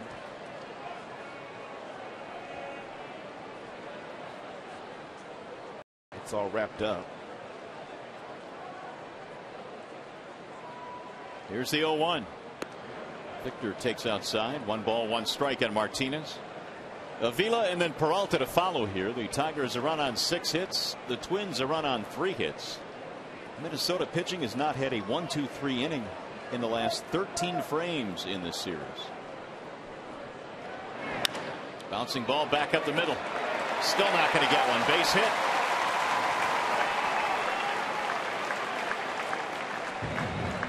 Hey fans, you don't want to miss this Sunday. The Tigers host the Cleveland Indians at 1:05. It's an every Sunday, every kid giveaway day with all youngsters 14 and under receiving a Victor Martinez backpack. For tickets, call 866-66-TIGER or visit tigers.com. It's a pretty neat giveaway. Yes, indeed. Just in time for school.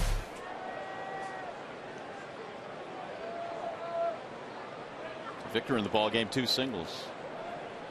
Tigers have 7 hits total, all singles. Here's Avila. Alex 1 for 2 tonight.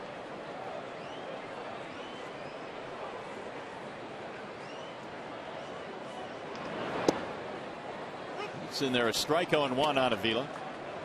All the good numbers he's put up in the month of August. How about his on base percentage? .556 this month. That is really good. His average now is up to .300 for the year.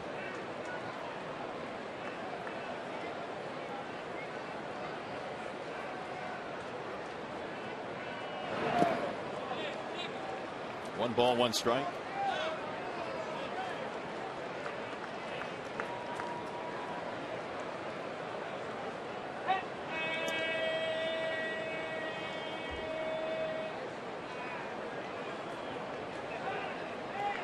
Pavano allowing a run in the 3rd, and a couple of hits and a sac fly.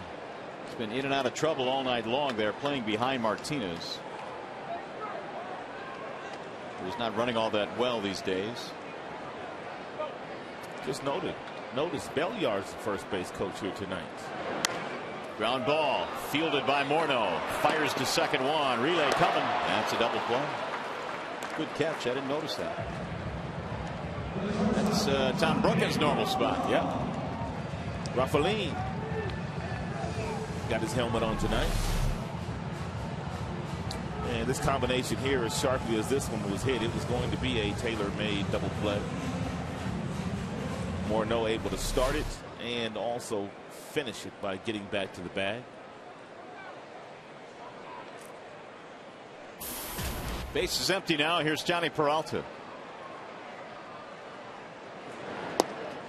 Well, at times tonight it hasn't been the prettiest start for either guy, but you look up and they've both given up just 1 run. Brad's only given up 3 hits. Yeah, Twins only have 3.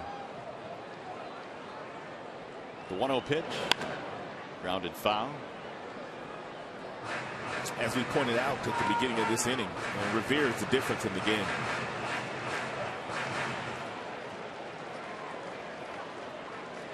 Just both times he made those catches, the Tigers had men on base.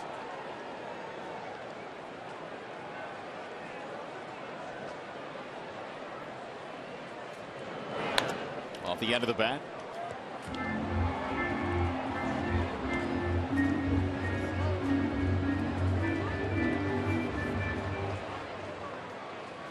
Twins typically are one of the better defensive teams in the American League. This year it's been a different story, though. They've committed 87 errors. Only 2 teams have committed more. Texas, Oakland. It's popped up foul, back out of play.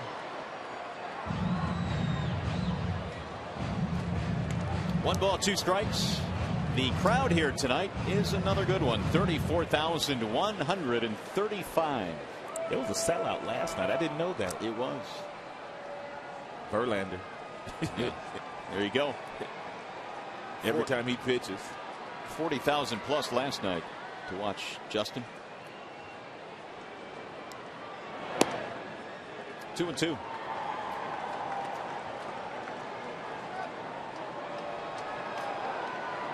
$18 wins, the most in baseball. He's reduced to flicking seeds tonight. High drive. Left center field. Hit a ton. Revere on the run. He's not going to get this one. It's gone. A home run. Johnny Peralta has untied this game. Wow, did he get that one a long way? His 17th of the year.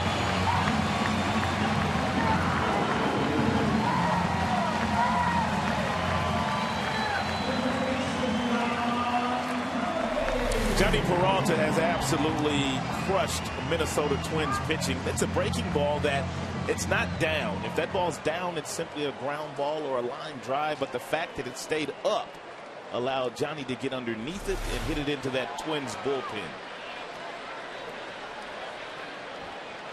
Pavano's bumming. Meanwhile, Peralta has made some good work here this year against Minnesota. 5 home runs now against the Twins. 398 feet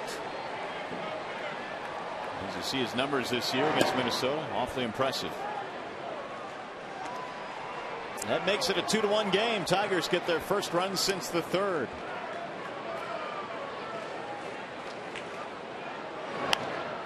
When you start to think about teams getting to the postseason, you have to have career years out of guys that you weren't expecting to have career years. And this, in many ways, is a career year for Peralta and Avila. And you can say Verlander, too. You have to have those kind of years from certain people. Swing and a miss. Well, Johnny now with 17 homers, 64 RBIs. Hasn't dipped below 300.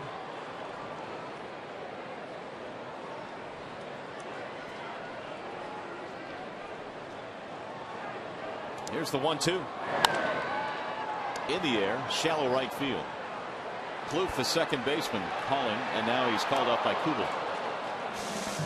Tigers untie the game on the Peralta home run. 2-1.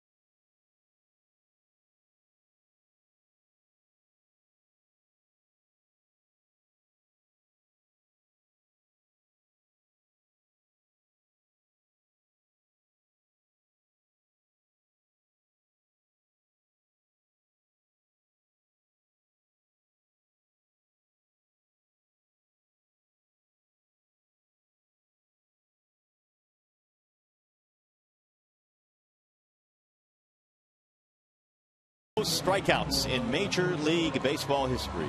Reggie Jackson, 2,597 punchouts. And second on that list is Jim Tomy. So, as you say, you've got to have played a long time. You've got to have hit some home runs. And there's the list: Sosa, Andres Galarraga, and Jose Canseco. Only, what, 4 guys have fanned over 2,000 times in their career. So the Tigers have the lead now, 2-1. It's their first lead of the evening. And as we go to the 7th inning, Brad Penny back at the hill. He has thrown 94 pitches in this game. And he will face Valencia, Tassoni, and Nishioka. Penny has thrown 94 pitches and Pavano 93, so they've been pretty even. Brad has surrendered just 3 hits tonight. Valencia is 0 for 2, couple of fly balls.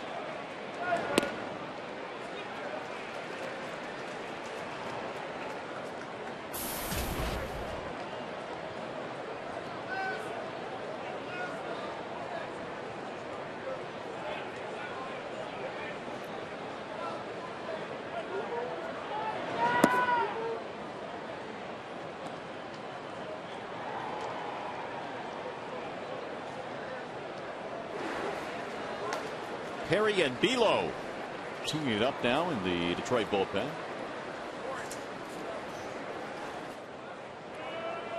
And the 1-1 coming home. Slice to the gap in right center. Looks like trouble, and it is. This thing's going to roll all the way to the wall. Valencia hits the bag at second. He's coming to third base, puts on the brakes, and wisely does so. He got about halfway down the line. Yeah, he did.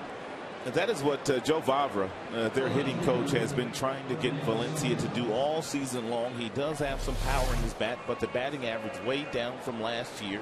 Simply take the base hit the opposite way every now and then. And once Dirks got to this ball and got it to Santiago, I thought they were going to have a play at third, but Valencia wisely stopped, and he slipped over the bag and almost twisted his ankle. So the tying run now is in scoring position with nobody out. We'll see if Tassoni is up there to move him up. He is showing bunt outside 1-0.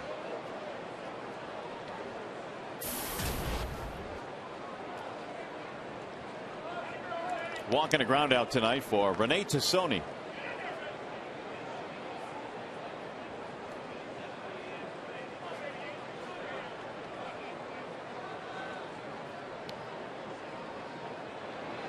There's a bunt, and it's foul.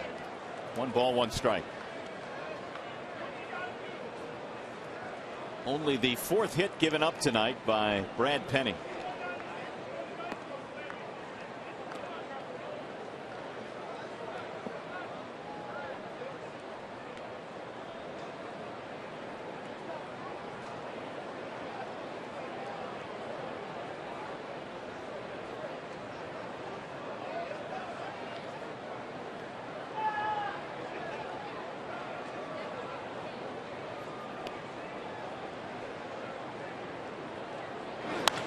Swing and a drive.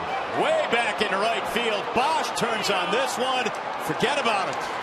Brad Penny thought he was up there bunting again.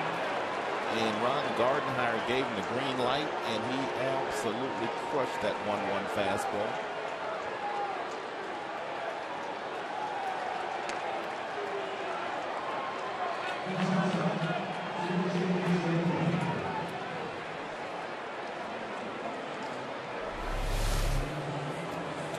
They're expecting a bunt. They throw it up in the strike zone, hoping to get him to bunt it in the air, and he was swinging all the way and just drilled it.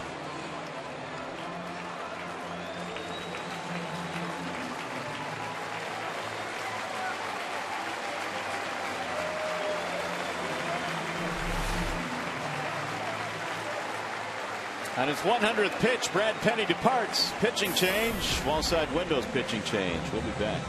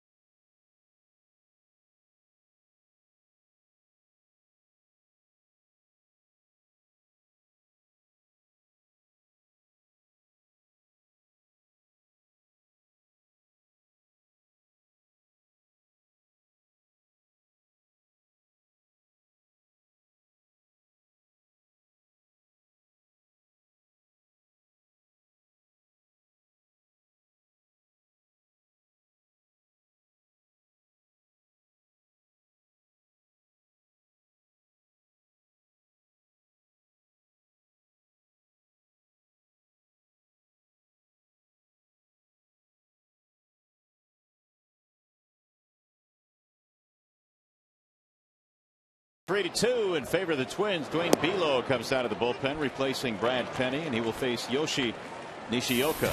He has pitched well out of the bullpen. As a matter of fact, in 3 bullpen outings, he has retired 22 consecutive batters.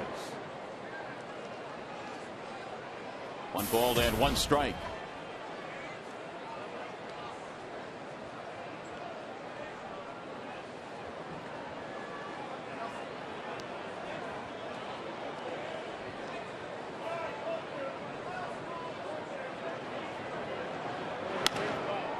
In the air to right field. Bosch camping under it. And Nishioko's the first out of the inning.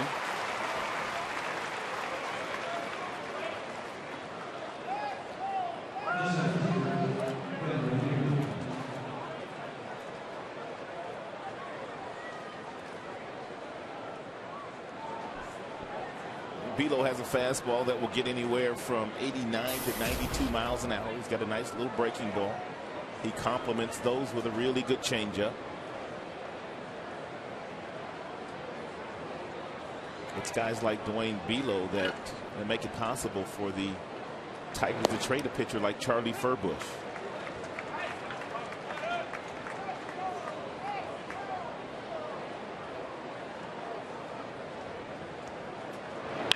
Revere strokes one to left center. That's a base hit. Should have known he would do something. On base for the second time tonight. A single and a walk for Ben Revere. And now the Twins have 6 hits. Leadoff double in this inning by Valencia. Tassoni hits a 2-run shot. Just his 3rd of his career, and 2 of them have come against the Tigers.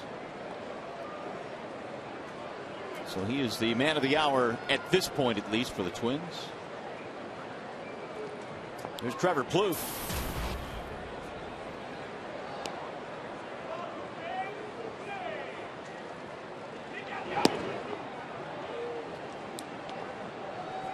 Revere has 21 steals, but it's going to be difficult for him to get a good jump against Belo, the left-hander, unless he simply guesses and he goes on first movement, which would be as soon as he picks that right foot up. And if he does that and guesses correctly, he'll make it safely because Dwayne Belo picks that front foot up rather high.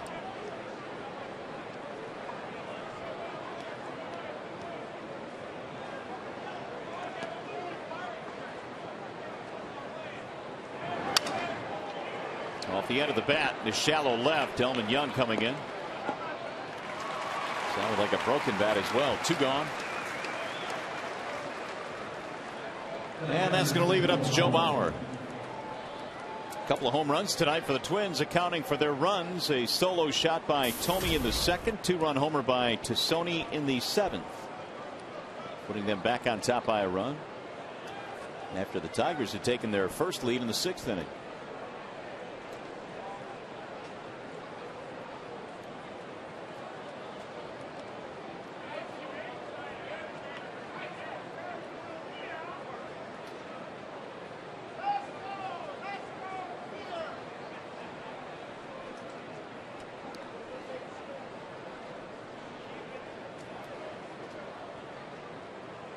Bauer is 0 for 3. Has put the ball on the ground 3 times tonight. Belo missing low.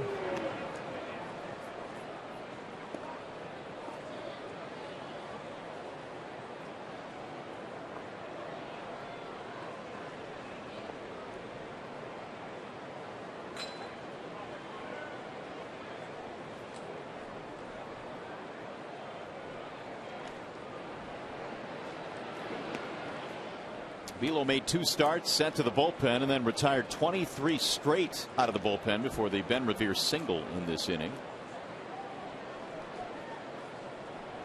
9-4 this year at Toledo. 18 starts with the Mud Hens.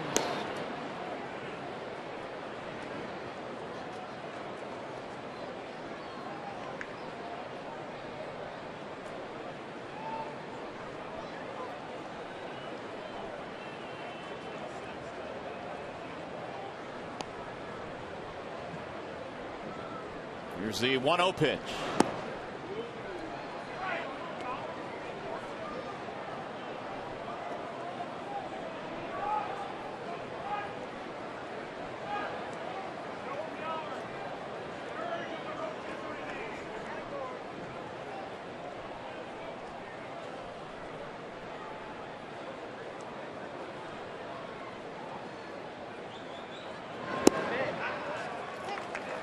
Two and one on Mauer. If he reaches, Morneau is on deck. 3 runs, 6 hits. Minnesota Tigers 2 runs, 8 hits. We're in the 7th.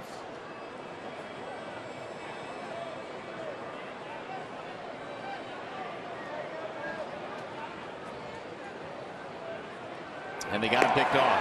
Cabrera's throw. And they try and get a run down to no avail. They tag him out. Rivera is gone, and so are the Twins. However, Minnesota takes the lead on one swing of the bat by Rene Tassoni.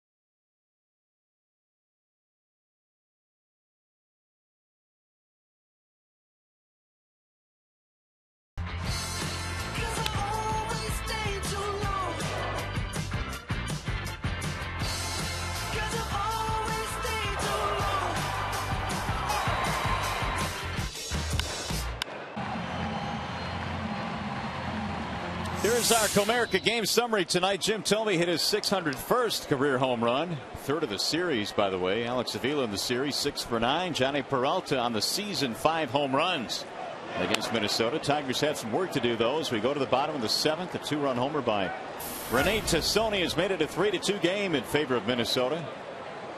It'll be Santiago, then Dirks and Bosch. Fouled back out of play. 1 ball, 1 strike on Ramon. Meanwhile, Pavano's pitched a pretty good game out there. He has pitched as well tonight against the Tigers as he pretty much has the last couple of years. Keeping the ball out of the middle of the plate, changing speeds.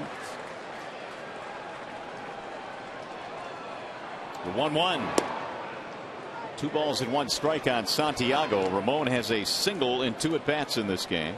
Pavano, one of those guys that pretty much had to reinvent himself after all the injuries that he had when he was a New York Yankee. And he used to throw 95, 96 miles an hour.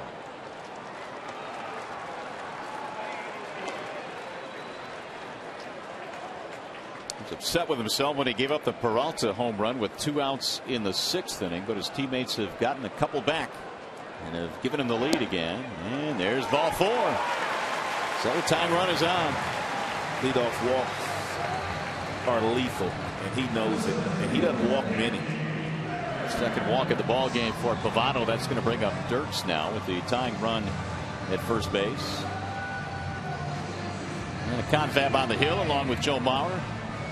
Tigers can go a couple different ways here with Dirks. They can simply give him the sacrifice bunt, or Jim Leland can allow him to swing the bat as Tassoni, their left fielder, swung the bat in an obvious bunting situation. Dirks 0 for 3, strikeout, fly out, and a ground out. Valencia in on the grass at third, expecting bunt. Slap it right by him. It is bunted down the first base line. Morneau will flip to Plouffe covering at first base. Dirks able to sacrifice. And that'll move Santiago down to second and bring up the big bats. That was nicely done by Dirks, because you brought up the point of Valencia. Their third baseman was about 15 steps in front of that bag in on the grass. And you don't want to bunt it down toward him.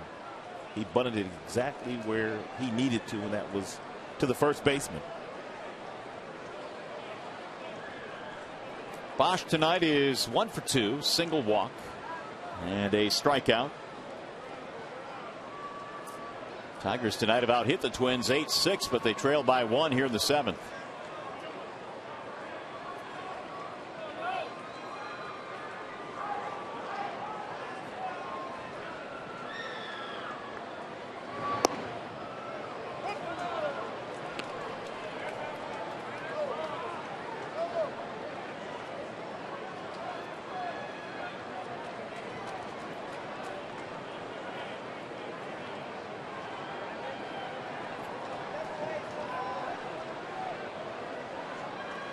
Lovato now has thrown 100 pitches. This will be 101.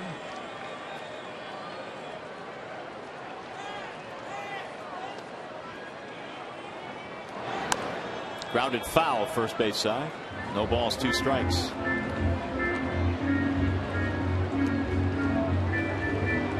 Action in the bullpen for the Twins. Lefty Glenn Perkins, righty Matt Capps. We've seen that duo in this series already.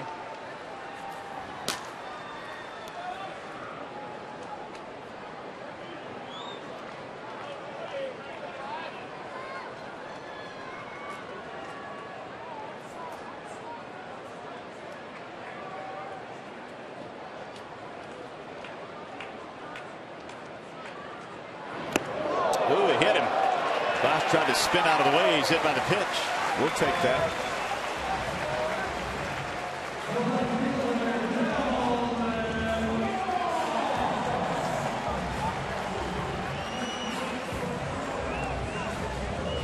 It's going to bring up Delman Young. It's also going to bring Ron Gardenhire out. Well, Delman's already hit 3 bullets in the ball game today against Pavano. Does he dare let him face Delman again?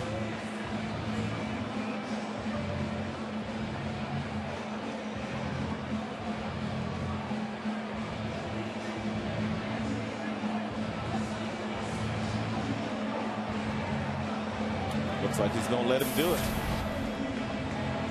Hey, family, follow the Tigers with the MLB.com @BAT11 app for your iPhone, iPad, Android, or BlackBerry. Get live audio pitch-by-pitch tracking, video highlights, and more. Text @BAT to 31826 or visit Tigers.com. So here comes Delman Young. A couple of fly balls. One of them turned into a sac fly and the diving catch by Revere. He also has a single.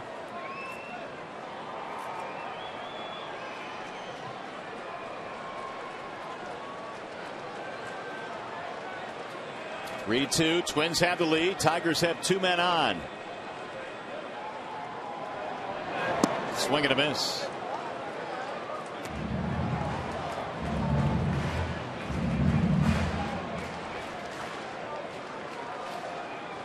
Delman 5 hits in this series against his former team. Traded to the Tigers right before the series started 2 days ago.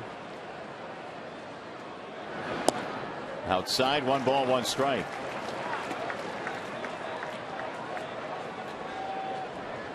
You think he's still taking the Minnesota bus back to the hotel? Probably not at this point. Probably cabinet. They kicked him off that bus.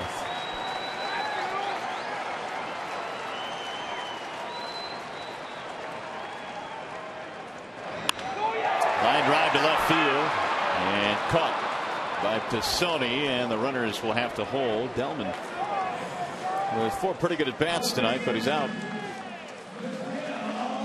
It's going to bring up Cabrera now with 2 away.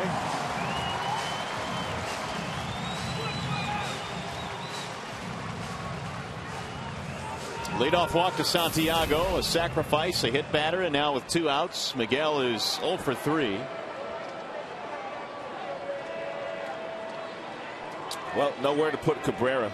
And if you're Ron Gardenhire, these are the situations that you try to like to stay away from late in games. Dangerous bat in the batter's box. Driven to right field. Hit well. Kubal. It's over his head up against the wall. Santiago scores. Here comes Bosch. Here's a throw to the plate. He's out at home plate. A hook slide by Bosch, but he's tagged out by Mauer. And the Tigers will have to settle for a tie. Cabrera hit an absolute rocket off the wall in right field. Bosch tried to score the go-ahead run and is out.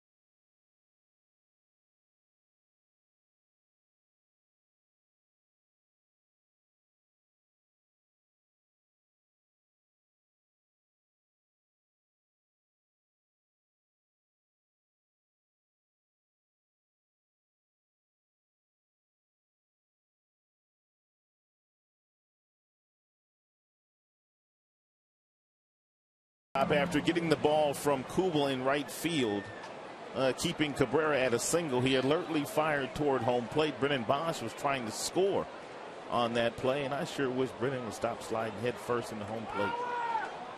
It's a dangerous play.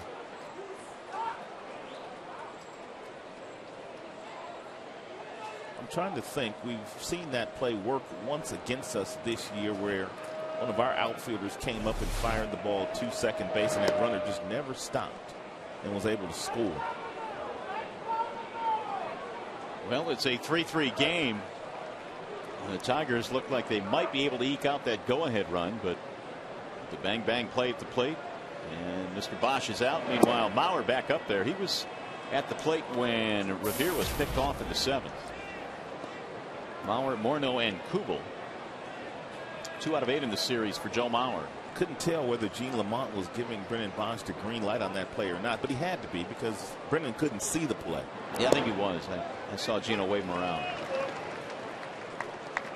2-1. So we're back even again, 3-3. And Velo is out there on the hill. He took over in the 7th inning for Brad Penny. The 2-1. Hit well to left center field. Delman Young on the run, not going to get there, up against the wall. Mauer cruising into second base, and it's a leadoff double for the Twins. It's his first hit tonight. Mauer goes the other way.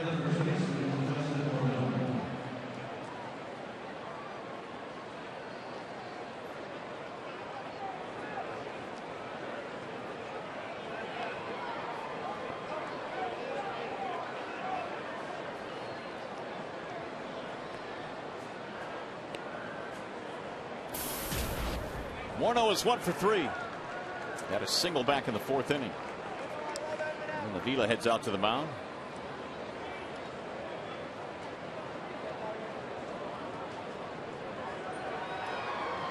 Ryan Perry tuning up in the bullpen. Yeah, Ryan looked like he got a new haircut.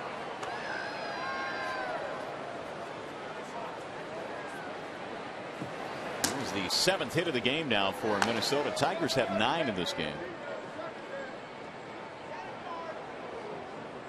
Here's Morneau.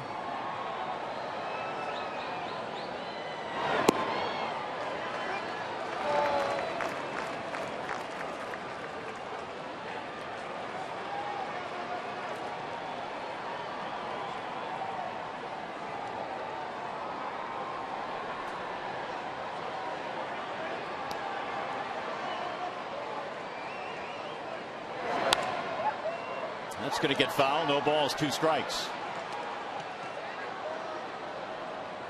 Penny was taken out of the game after the 2-run homer by Tomy, but his teammates have since tied it up with a run in the bottom of the 7th. Enter Below. We got the final 2 outs in the 7th.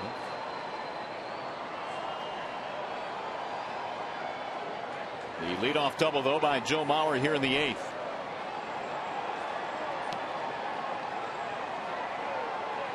And the 0-2.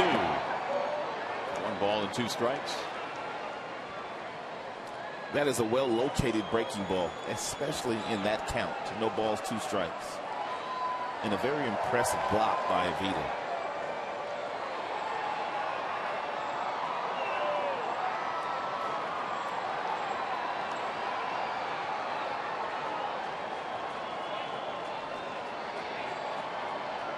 Alex dropping down the signs. Here's the 1-2.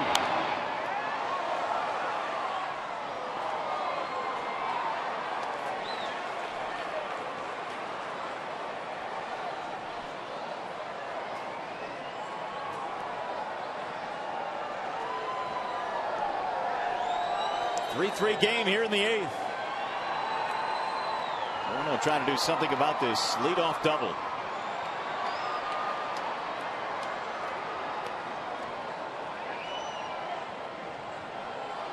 Below's 1-2. Swing and a miss. Morno is dispatched. First strikeout for Dwayne. Outstanding pitch. He climbed the ladder on the previous pitch with a 91-mile-per-hour fastball, then went right back down to the bottom of the strike zone. That's what it means when we talk about a pitcher changing the hitter's eye level.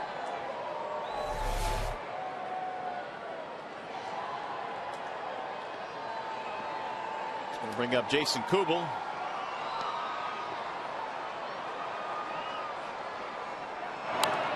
Fouled away, 0-1. Kubel is 0 for 3 in this game.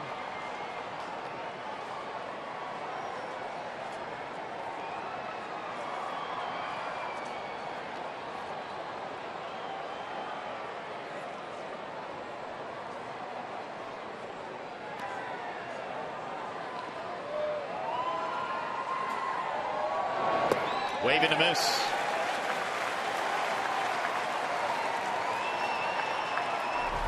He's been burying that breaking ball down against the left-handers. Can't get hurt down there. Kubel came into this one batting .281 against left-handed pitching. Behind the count here, though, 0-2.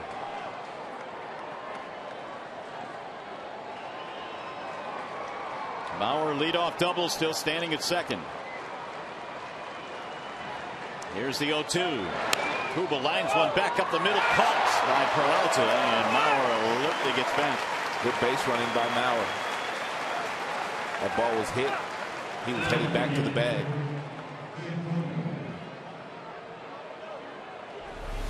It's the type of play where you can't be too aggressive anyway. And because the thing that happens, even if the ball gets into center field, you're only going to get one base anyway.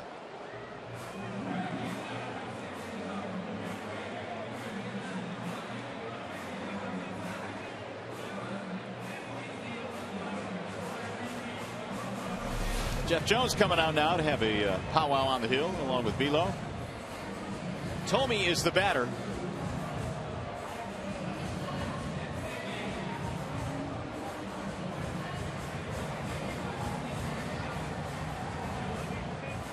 Well, this Saturday when the Tigers host the Indians, you can catch regular coverage as always here on Fox Sports Detroit. At the same time on Fox Sports Detroit Plus, will provide isolated coverage and expert insight into all 9 different positions and other key duties of players, coaches, and the manager. It's a dual presentation of the Tigers and the Indians. Saturday night coming up at 6:30 on Fox Sports Detroit and Fox Sports Detroit Plus.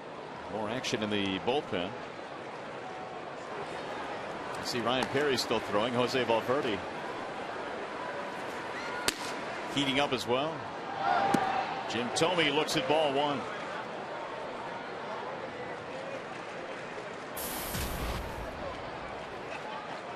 Tomy had a solo homer in his first at bat. He's also walked and fanned in this game. 601 career homers, 66 of which have come against Detroit in his career.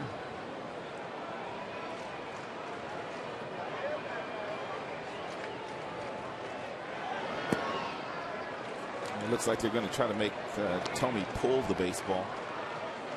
3 home runs in this series, all the opposite way.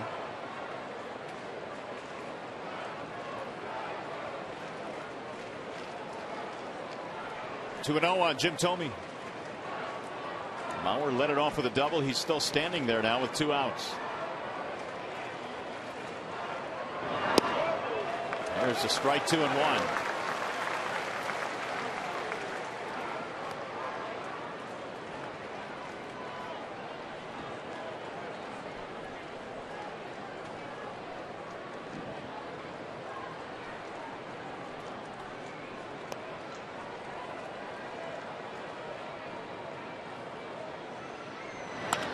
Drilled back up the middle into center field. Here comes Mauer rounding third. They'll send him home.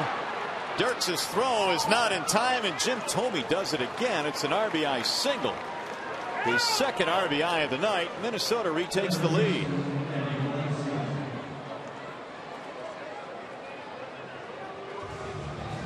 Jim Leland coming out. Jim Tomy is as well. He'll be lifted for a pinch runner, but he does the job with a 2-out RBI single. It's a 2-1 fastball. It was inside, and Tomy was kind of looking for that pitch. He pulled his hands in nicely and hit a seed right back up the box. Mauer able to score with no problem. So a pitching change here at the ballpark. Minnesota back on top. We'll be back.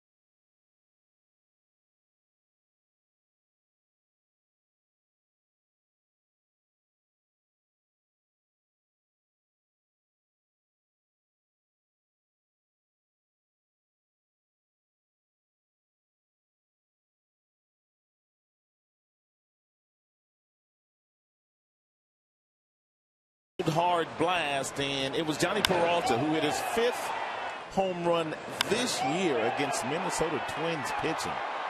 His 17th homer of the season for the Tigers.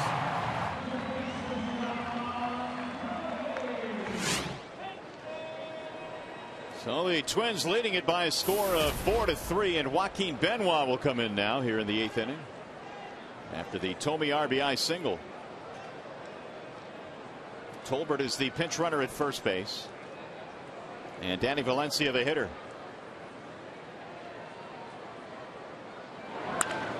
Driven high in the air down the left field line. That ball is hooking, and it's going to go foul. Whew. Valencia almost added 2 more. Hanging breaking ball, I think, from Benoit.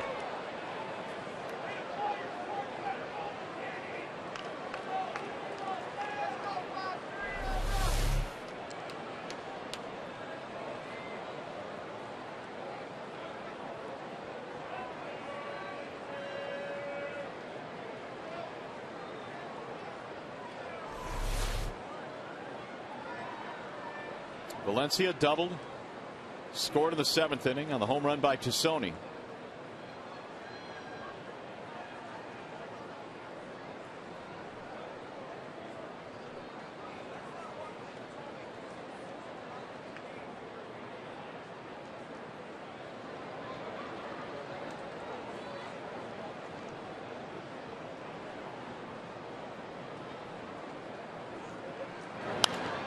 Popped him up. Middle of the infield. Santiago and Peralta. Peralta taking command. And the inning is over. However, they break the tie. RBI single by Tomy makes it 4-3 inning.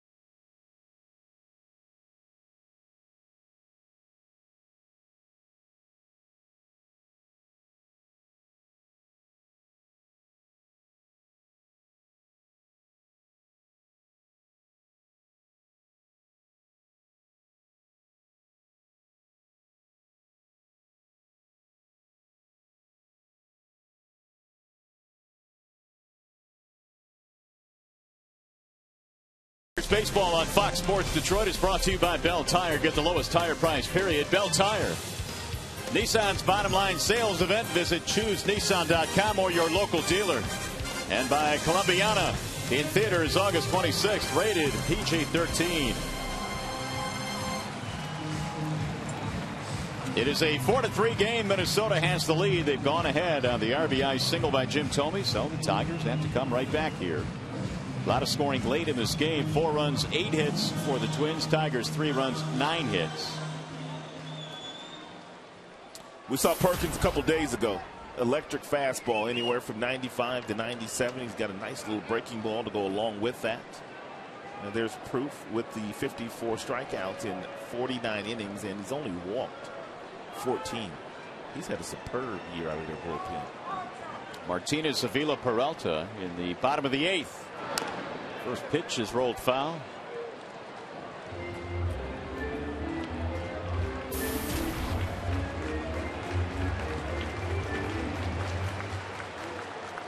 Perkins came on in game 1 in this series in the 7th inning. Retired 3 batters and then 2 more in the 8th. And looked very impressive doing so.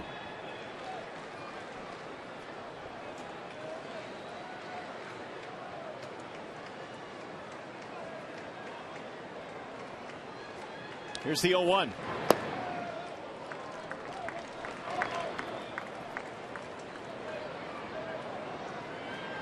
Martinez has 2 singles in this game.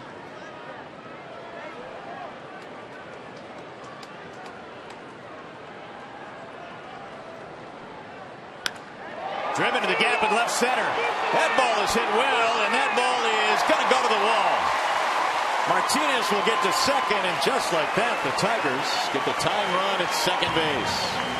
A 3-hit game for Victor Martinez.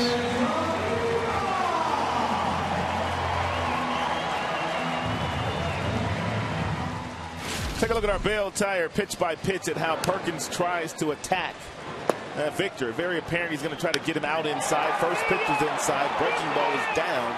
Then he came back with a 96-mile-per-hour fastball that was whistled into that left center field gap by V-Mart. 12th 3-hit game. Leads the team. That's his 26th double of the year. Austin Jackson will come on a pinch run now as the tying run at second. Yeah, Vila's got a job to do. Try to pull the ball. Try to catch something out in front against the left-hander. It's going to be tough. And because Perkins throws hard, he's going to be working away from him. But He's got to at least get Jackson over to third base.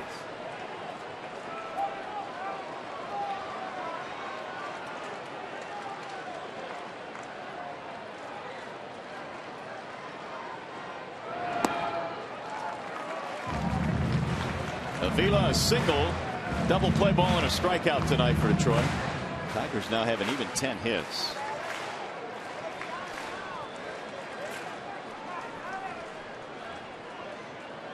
In double figures in each game in this series offensively.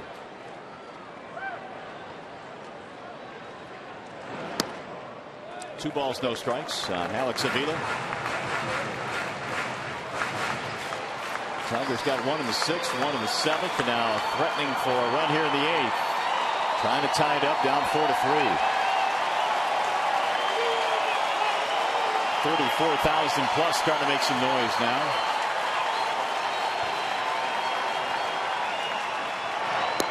There's a strike on the outer edge, 2-1.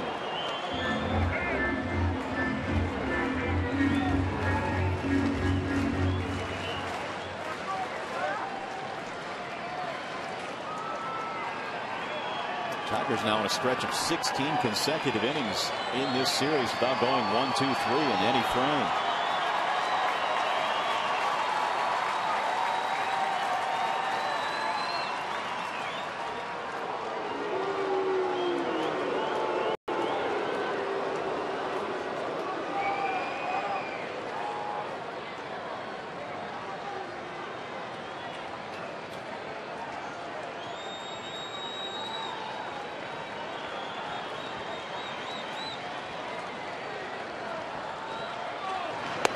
Ball high, 3-1.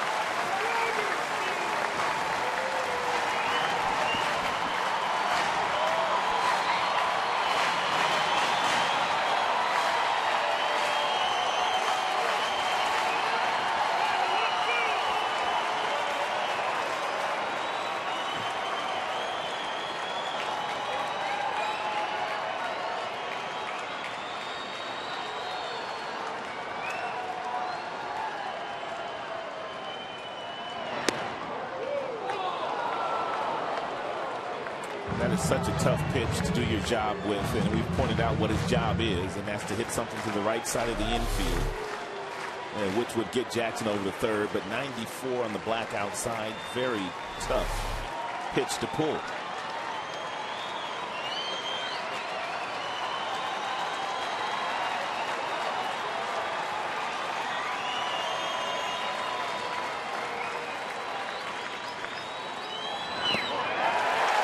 He walked him. Not only the tying run on now, but the go-ahead run, and here comes Johnny Peralta. Gene Lamont is going to call Johnny down and talk to him about this situation, but bunting is not part of Johnny's game, so he must be playing some mind games with somebody. .455 against Minnesota with 16 RBIs this year.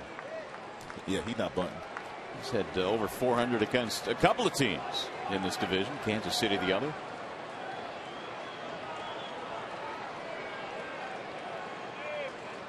Homer and a single tonight for Peralta. And he takes low and inside, and Bauer had to go down and get that one. Here's a situation where you don't want any mistakes as far as your base runners are concerned, and I'm sure that Rafael Belliard and Gene Lamont has alerted both guys that on the line drives that are in the infield that can be caught, do not get doubled off.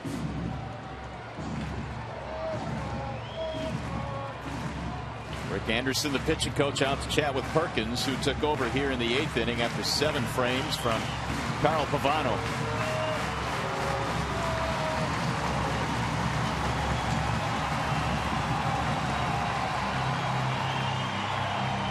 Lengthy discussion, so long in fact that home plate umpire Phil Cuzzy coming out to break it up.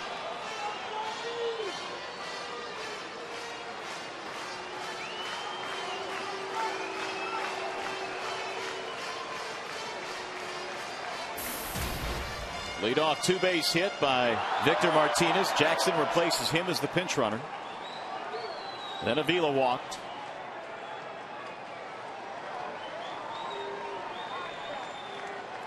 Nobody out. We're in the 8th.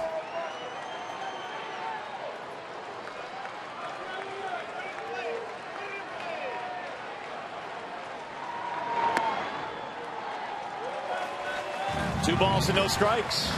Perkins really digging a hole now. He might have a really good fastball at 96, but if Peralta is looking for it right now, as he should be, he could get out in front of that pitch and drive it in the gap somewhere and drive in both of these runners. Kelly is on deck, but Betemit has picked up a bat, walking around the dugout. The 2-0. 3-0 on Peralta. Might be tempted to let him swing here. Bottom of the batting order, with the exception of your pinch hitters, if they choose to use pinch hitters, I might let him swing.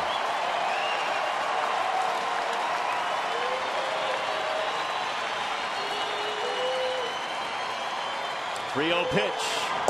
Ball 4, wasn't even close, and the bases are loaded. Not the same Perkins we saw 2 nights ago. Double 2 walks.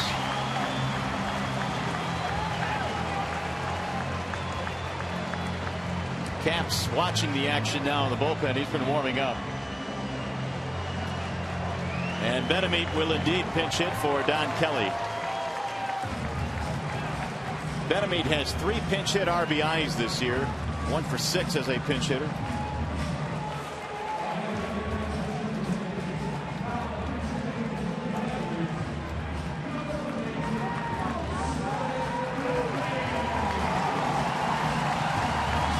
.352 this year with runners in scoring position. Ron Gardenhire wants to go to the bullpen again with Betemit being announced. Perkins staring at the ground after giving up a double and 2 walks. Matt Capps will be summoned from the bullpen.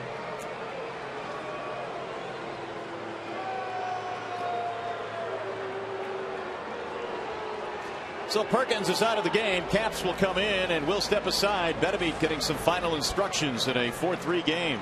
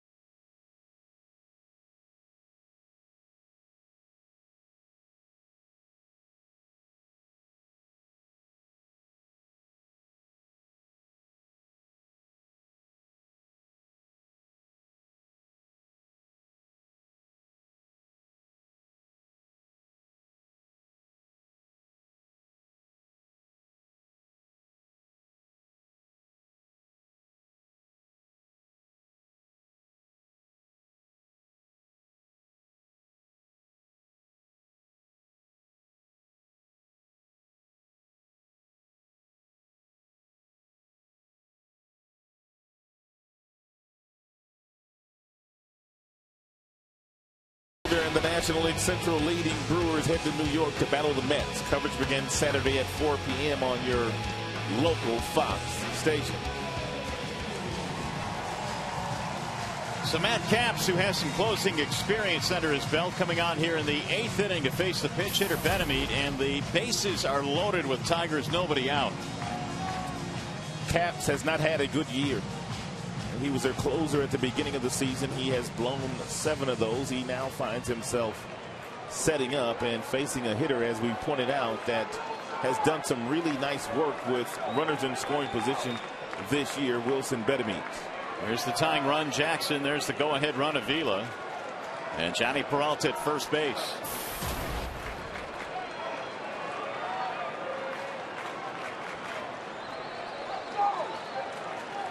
This season overall, Betemit is batting about 100 points higher. Batting left-handed versus batting right-handed, but Perkins struggling with his control. Ron Gardenhire had no choice but to pull him. 0-1 to Betemit, who has faced Caps 5 times in his career, 2 for 5 against him. Bases loaded, nobody out, 8th inning. Betemit batting for Don Kelly.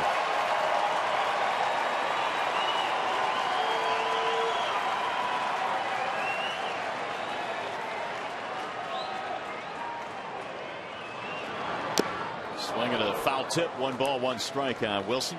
Nice action on that two-seam fastball from Caps at 93 miles an hour. Some late life on that pitch. Take a peek at it.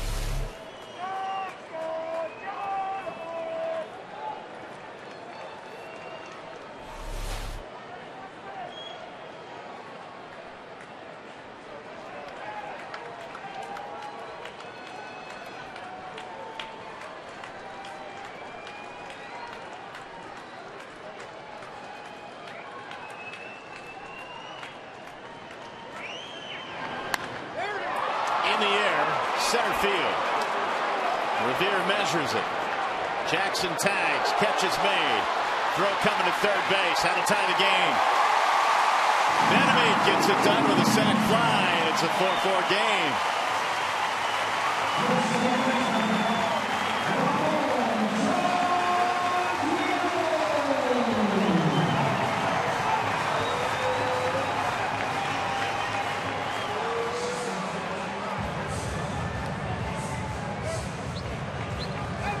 Still only 1 out. Runners at first and second.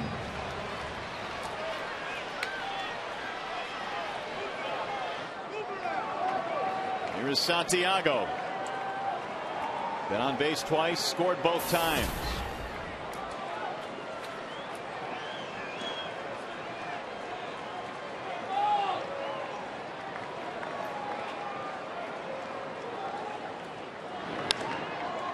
That'll get back out of play. No balls and 1 strike.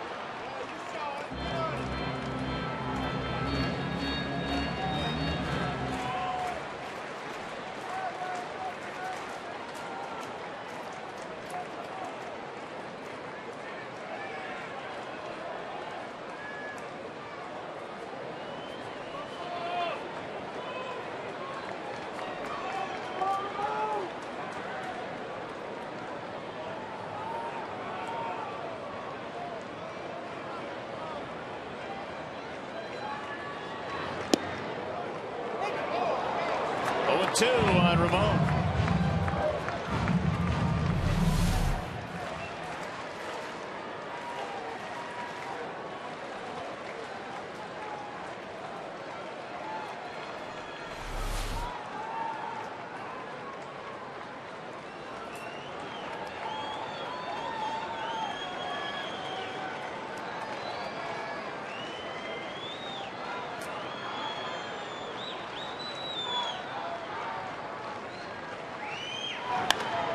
Fly ball in the air to center. Revere has a ton of room for this one. Avila tagging. Alex coming to third base. And the throw offline. 2 gone. Go ahead run now just 90 feet away.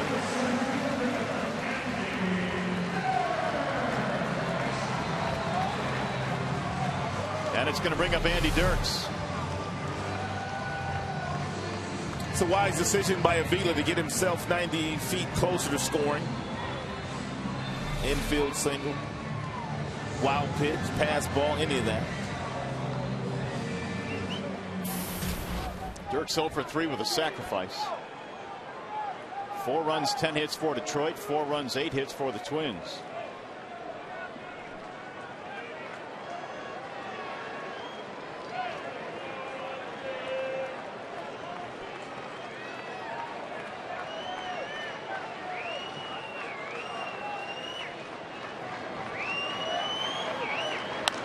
Dirks pops it up. Third base side. Valencia ends the inning.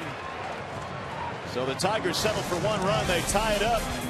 Betemit ties the game at 4.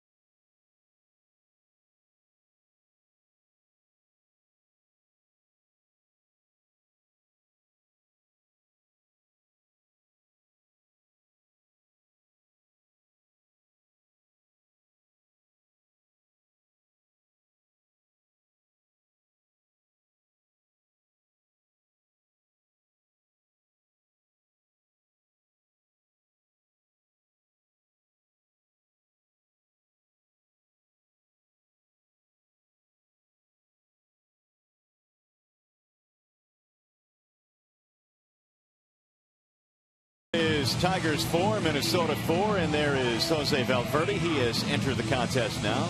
As Jim likes to do in tie ball games late, where the save is taken out of the equation, he simply goes to his closer for, on most nights, just 1 inning. Every now and then he'll send him out there for a second if the Tigers don't score in the bottom half of the 9th inning, and he holds the Minnesota Twins scoreless. Wilson Betemit stays in the game, playing third base. Rene Tassoni will lead it off. It was his homer, a 2-run shot back in the 7th that briefly gave the Twins the lead. So Valverde facing Tassoni, Nishioka, and Revere. First pitch is a little low, 1 ball to no strikes to Tassoni.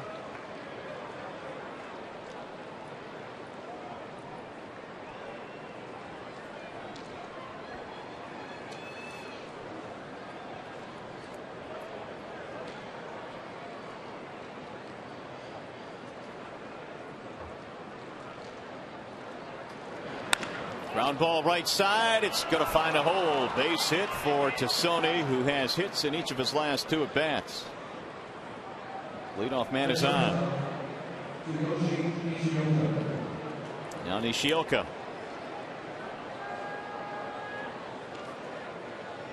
And Tigers need to make sure they get 1 out.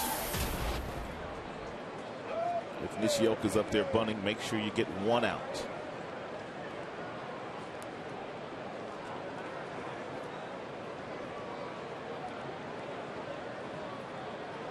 First meeting between these two. Nishioka is 0 for 3 in this ball game tonight. That hit, by the way, is the 9th for Minnesota. The Tigers have 10 hits. Showing bunt, and he missed it.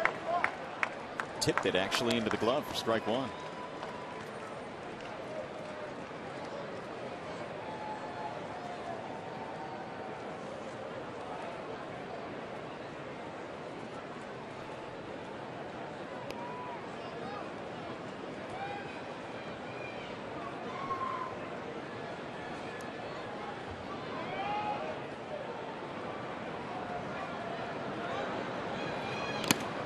Bunts that one off the mask to make it 0-2.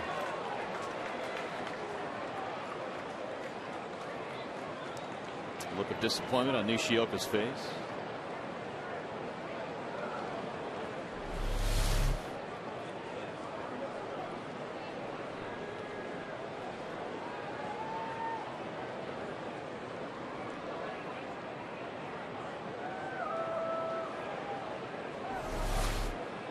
He's had a couple of relatively easy pitches to bunt, a couple of fastballs at 93 that were down, but Nishioka not able to get the job done, at least up until this point.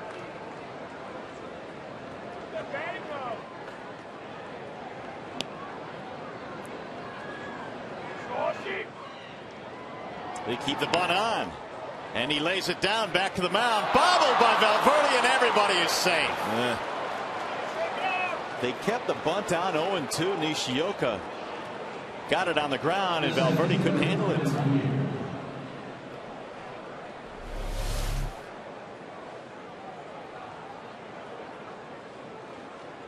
Looked like Papa Grande was getting ready to turn his body and try to get the out at second base. And that's the reason why he mishandled the play. Look at him. He's starting to turn his body right now because he was going to throw that ball to second. And I don't think he would have had a play on Tomy at second. He got a pretty good jump off of first base on that bunt. Well, now here's Revere with runners at first and second, nobody out.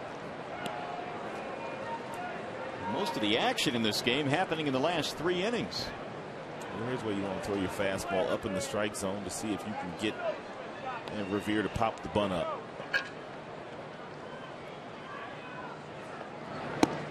Ball 1.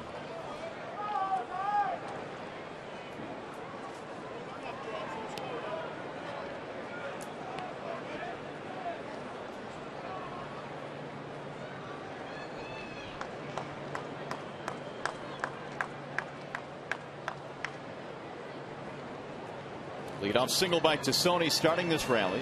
Sacrifice E1, by the way, was the ruling on that bunt by Nishioka. Charging from the corners, and here's a bunt toward third. Betemit will bare hand. And his throw pulled him off the bag, safe. And the bases are loaded with Twins. They've tried to give the Tigers a couple of outs in this inning, and they don't want to take it. It's a good bunt by Revere, and he does have speed, which means that Betemit has to come in and throw off balance, and he pulled Santiago off the bag. Santiago was in foul territory when he caught the ball and was not able to stay on first base.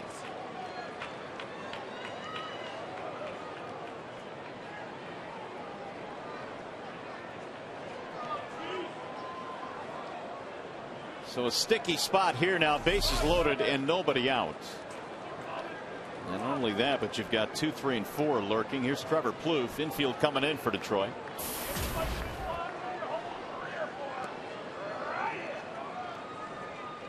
One for 4 for Plouffe. Ooh, way inside. Look out. 1-0.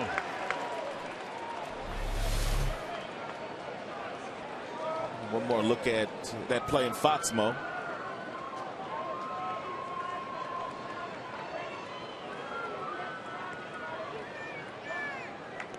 Ooh, he's out. He was on the base. He is out. He sure was. There's no argument. Sacrifice E5, by the way, is how that one was scored. 2 errors for the Tigers, although he was out. Swing and a miss. 1-1. It's also a tough error, too, when you have a guy that has that kind of speed that Revere has. Yeah, I agree. Running in on a barehanded play with a fast runner. Do or die. 1-1 on Plouffe.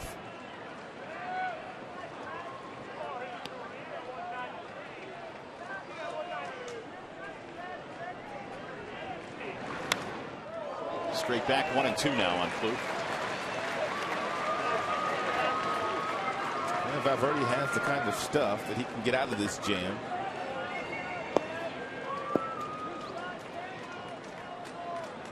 Fastball mid to upper 90s. Devastating splitter.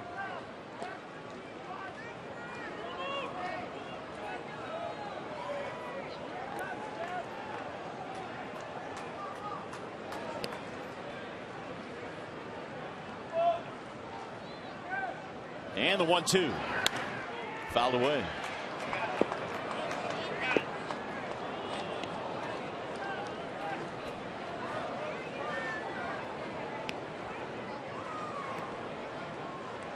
Well, in the event that the Twins get a run here, Joe Nathan, their closer, tuning up.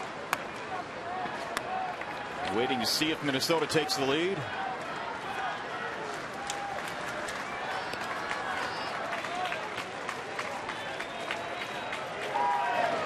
Checked it. Did he go? No, he didn't. 2-2.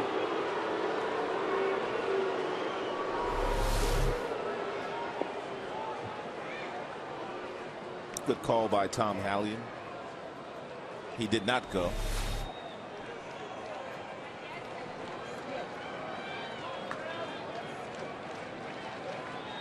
Bauer will be next.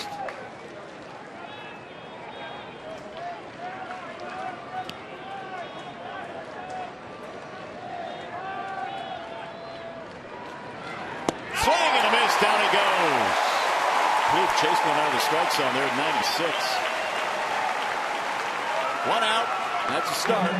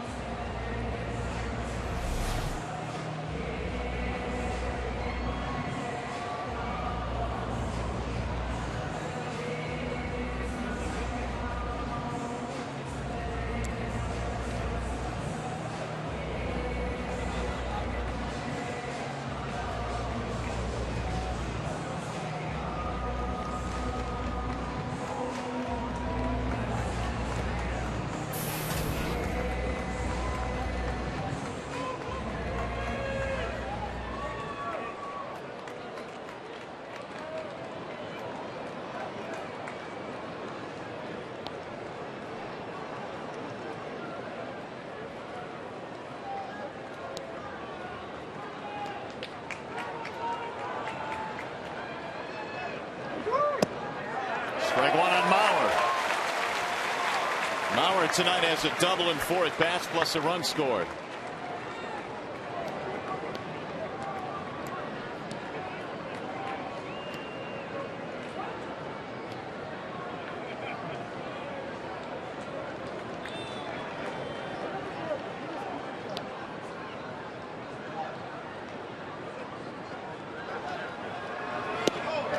Strike called on the inside part of the plate. 0-2. Valverde slowly but surely trying to work his way out of this mess. A little bit of a mini protest there by Joe Mauer. He thought that ball was inside, and he may have been right. Nice job by Avila pulling that ball back into the strike zone to get the call from Phil Cuzzy. 0-for-7 with a strikeout against Valverde career. Jose trying to work around 2 errors in this inning. And the 0-2. Swing and a miss. He struck him out. He dispatches Mauer on 3 pitches. 2 gone. And so far, Valverde doing his best with Justin Verlander impersonation, trying to get out of this jam. 3 straight fastballs. He took the first 2.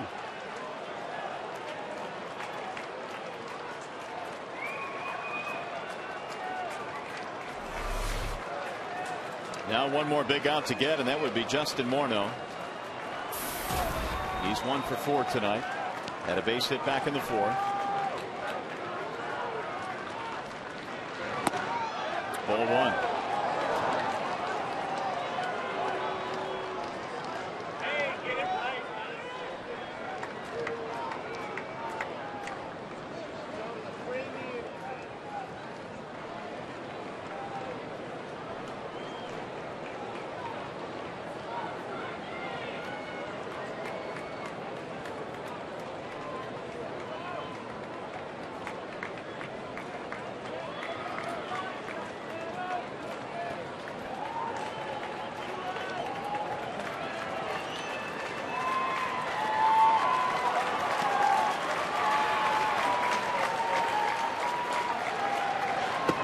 Way outside. 2-0 on Morneau.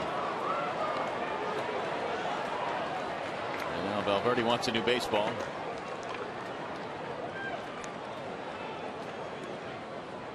A couple of at bats for Morneau against Valverde career. He's 0 for 2 against him. Twins have 3 men on. You got Tomy, you got Nishioka, and you got Revere.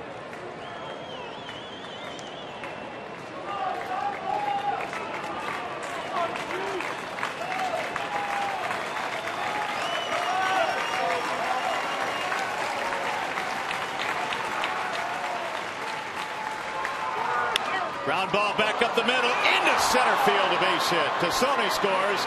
Nishioka coming around. He will score. Safe at third base is Revere, and a clutch 2-out knock by Justin Morneau. Justin Morneau got himself in a favorable count. The bases were loaded. The count's 2 balls and no strikes. Absolutely no place for Valverde to put him, and he was looking for that fastball and got it and ripped it right back at the box.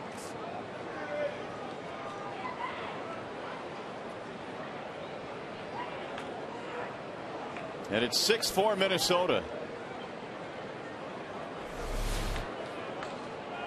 25 RBIs this year for Morneau. That's 2 hits on the night. Kubel will not bat. They will walk him intentionally. Tolbert due next.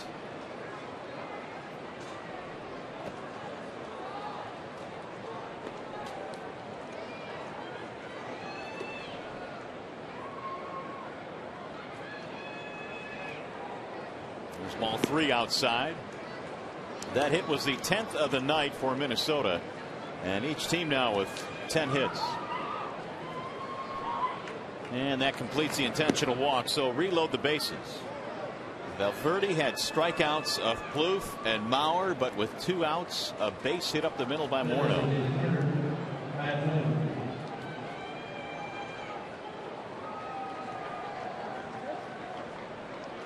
So here's Tolbert.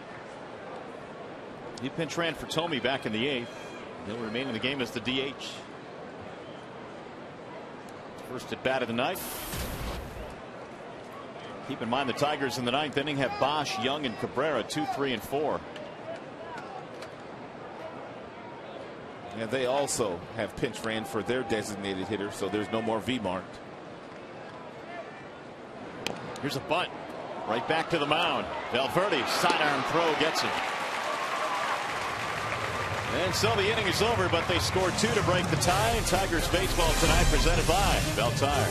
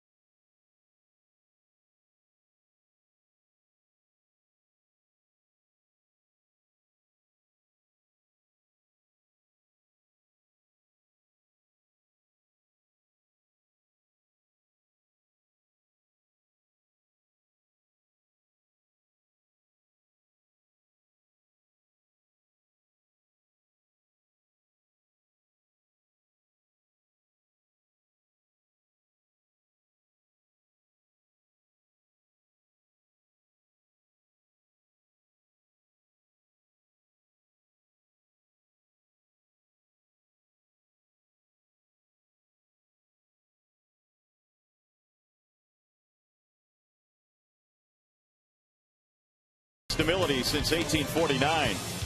Wallside Windows. For a free and home estimate, call 1-800-521-7800. And by your Metro Detroit Chevy dealers, visit ChevyDetroit.com. See why Chevy drives the Motor City. Well, it's been a back and forth night, but Justin Morneau has singled in 2 in the top of the 9th, giving the Twins a 6-4 lead. So the Tigers will get the bats going here. They've got 2, 3, and 4 coming up against Joe Nathan. He's their all-time saves leader, and he's converted 10 this year. He's blown 3, but he's been pitching much better lately.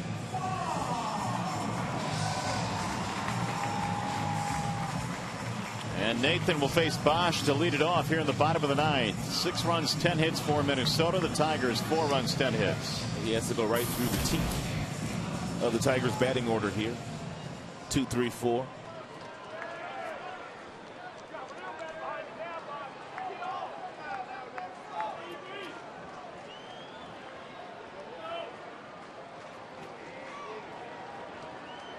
Bosch on base 3 times tonight. Single, hit by pitch, walk. And he takes strike 1.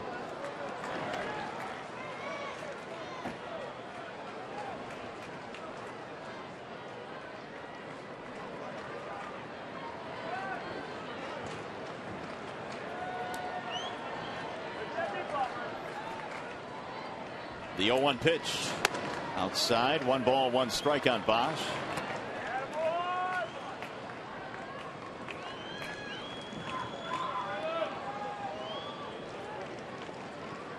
Nathan is 36 years old. Here's his 1-1 pitch. Swing and a miss. 1 and 2. 47 saves 2 years ago before the surgery last year.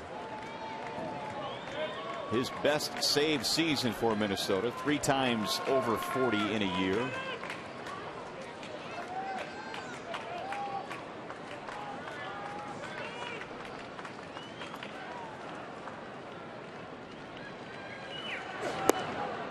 Low, 2 balls, 2 strikes. It's one of the reasons why Ron Gardenhire won the Manager of the Year last year. Did not have his closer all season. Morneau missed pretty much the entire second half with a concussion. But yet they still got to the postseason.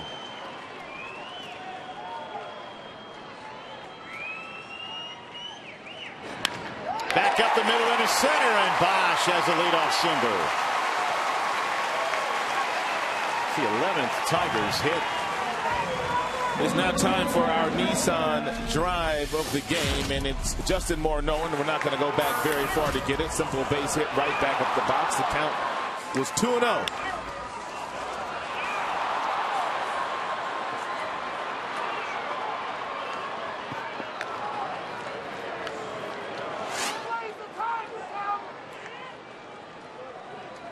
Here's Delman Young.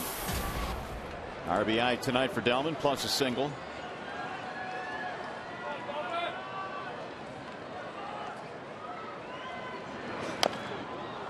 Tapped foul, 0-1.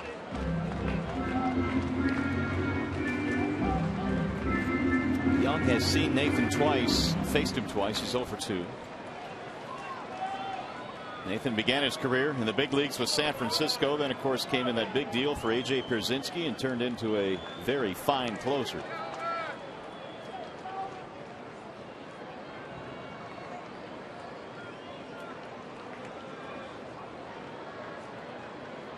Here's the 0-1. Chased it. 0-2.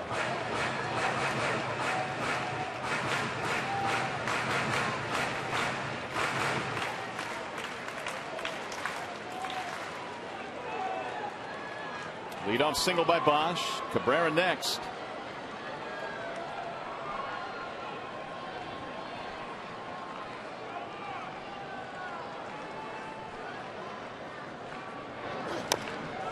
Bouncer right back toward the mound. They'll take the out at first base. Young is retired. Advance the runner to second.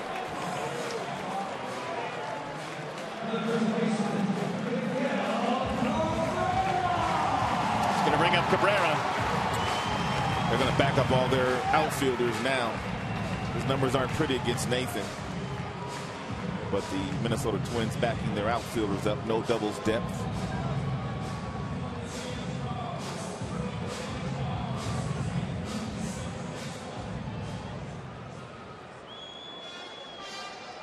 As you saw those numbers, Nathan has been mystifying to Miguel Cabrera, who's had his struggles against him. Tonight, Miguel with an RBI double.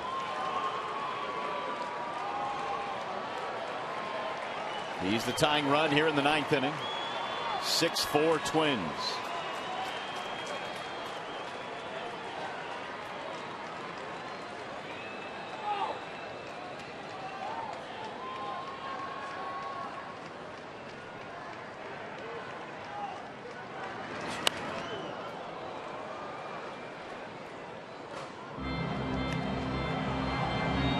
0-1 the count. Jackson would be next, but it looks like Rayburn has picked up the bat, and he'll go to the on-deck circle. Jackson pinch running for Victor Martinez, who was lifted from the game in the 8th. So he is out of the game.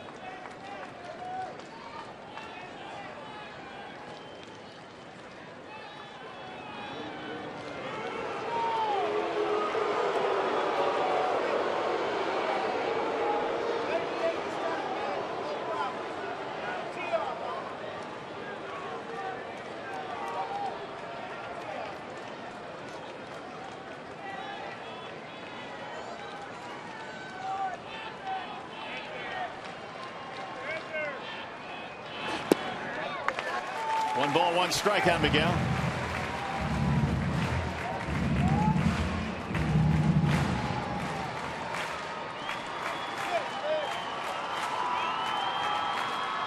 Nathan had Tommy John surgery, forcing him to miss all of last year.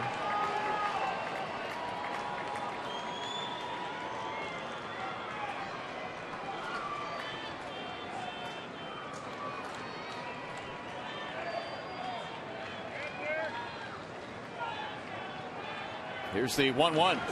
Breaking ball grounded back up the middle into center field. That's a base hit. Bodge coming around. He'll score. Cabrera has made it a 6-5 game. It's Miguel's first hit in his career against Joe Nathan. He was 0 for 9 and before singling up the middle. He got himself a breaking ball that really didn't do a whole lot. It was hanging. Wasn't hit particularly hard, but he got enough of it to get it right back up the middle.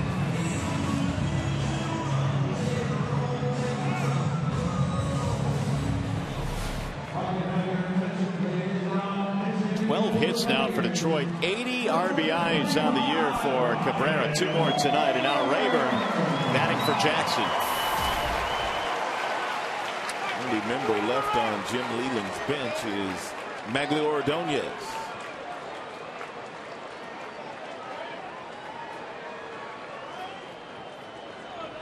Rayburn has the tying run at first base. Ball 1.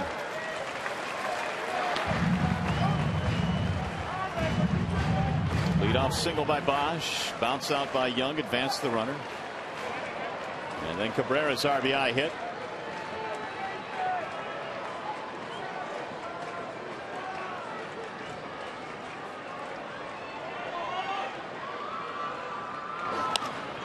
Popped him up.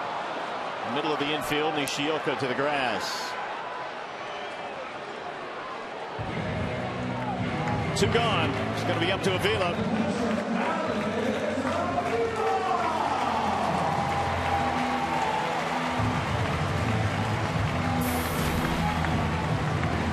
One for 3 tonight for Alex. Oh, he's been on base twice. He walked in his last at bat.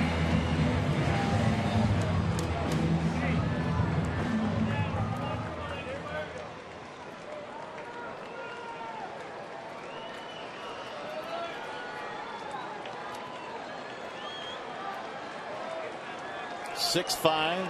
Tigers have scored 1 run in each of the last 4 innings.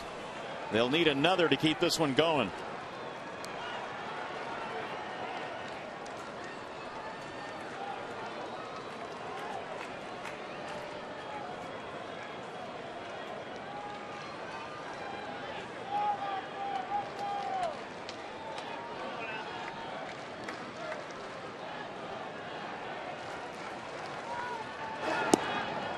And a strike called on Avila.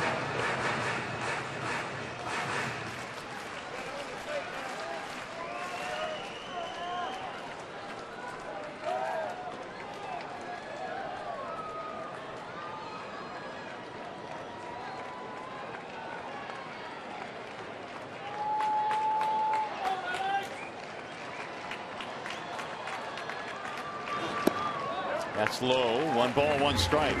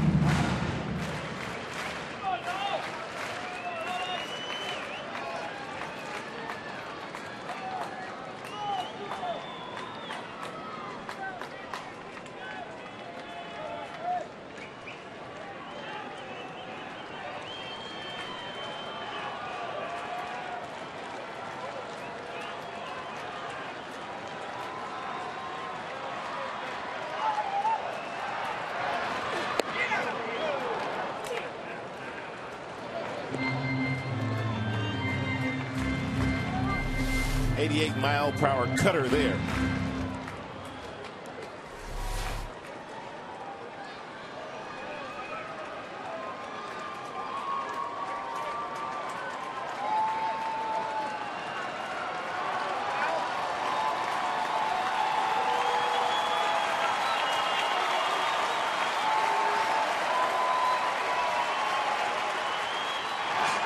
Got him.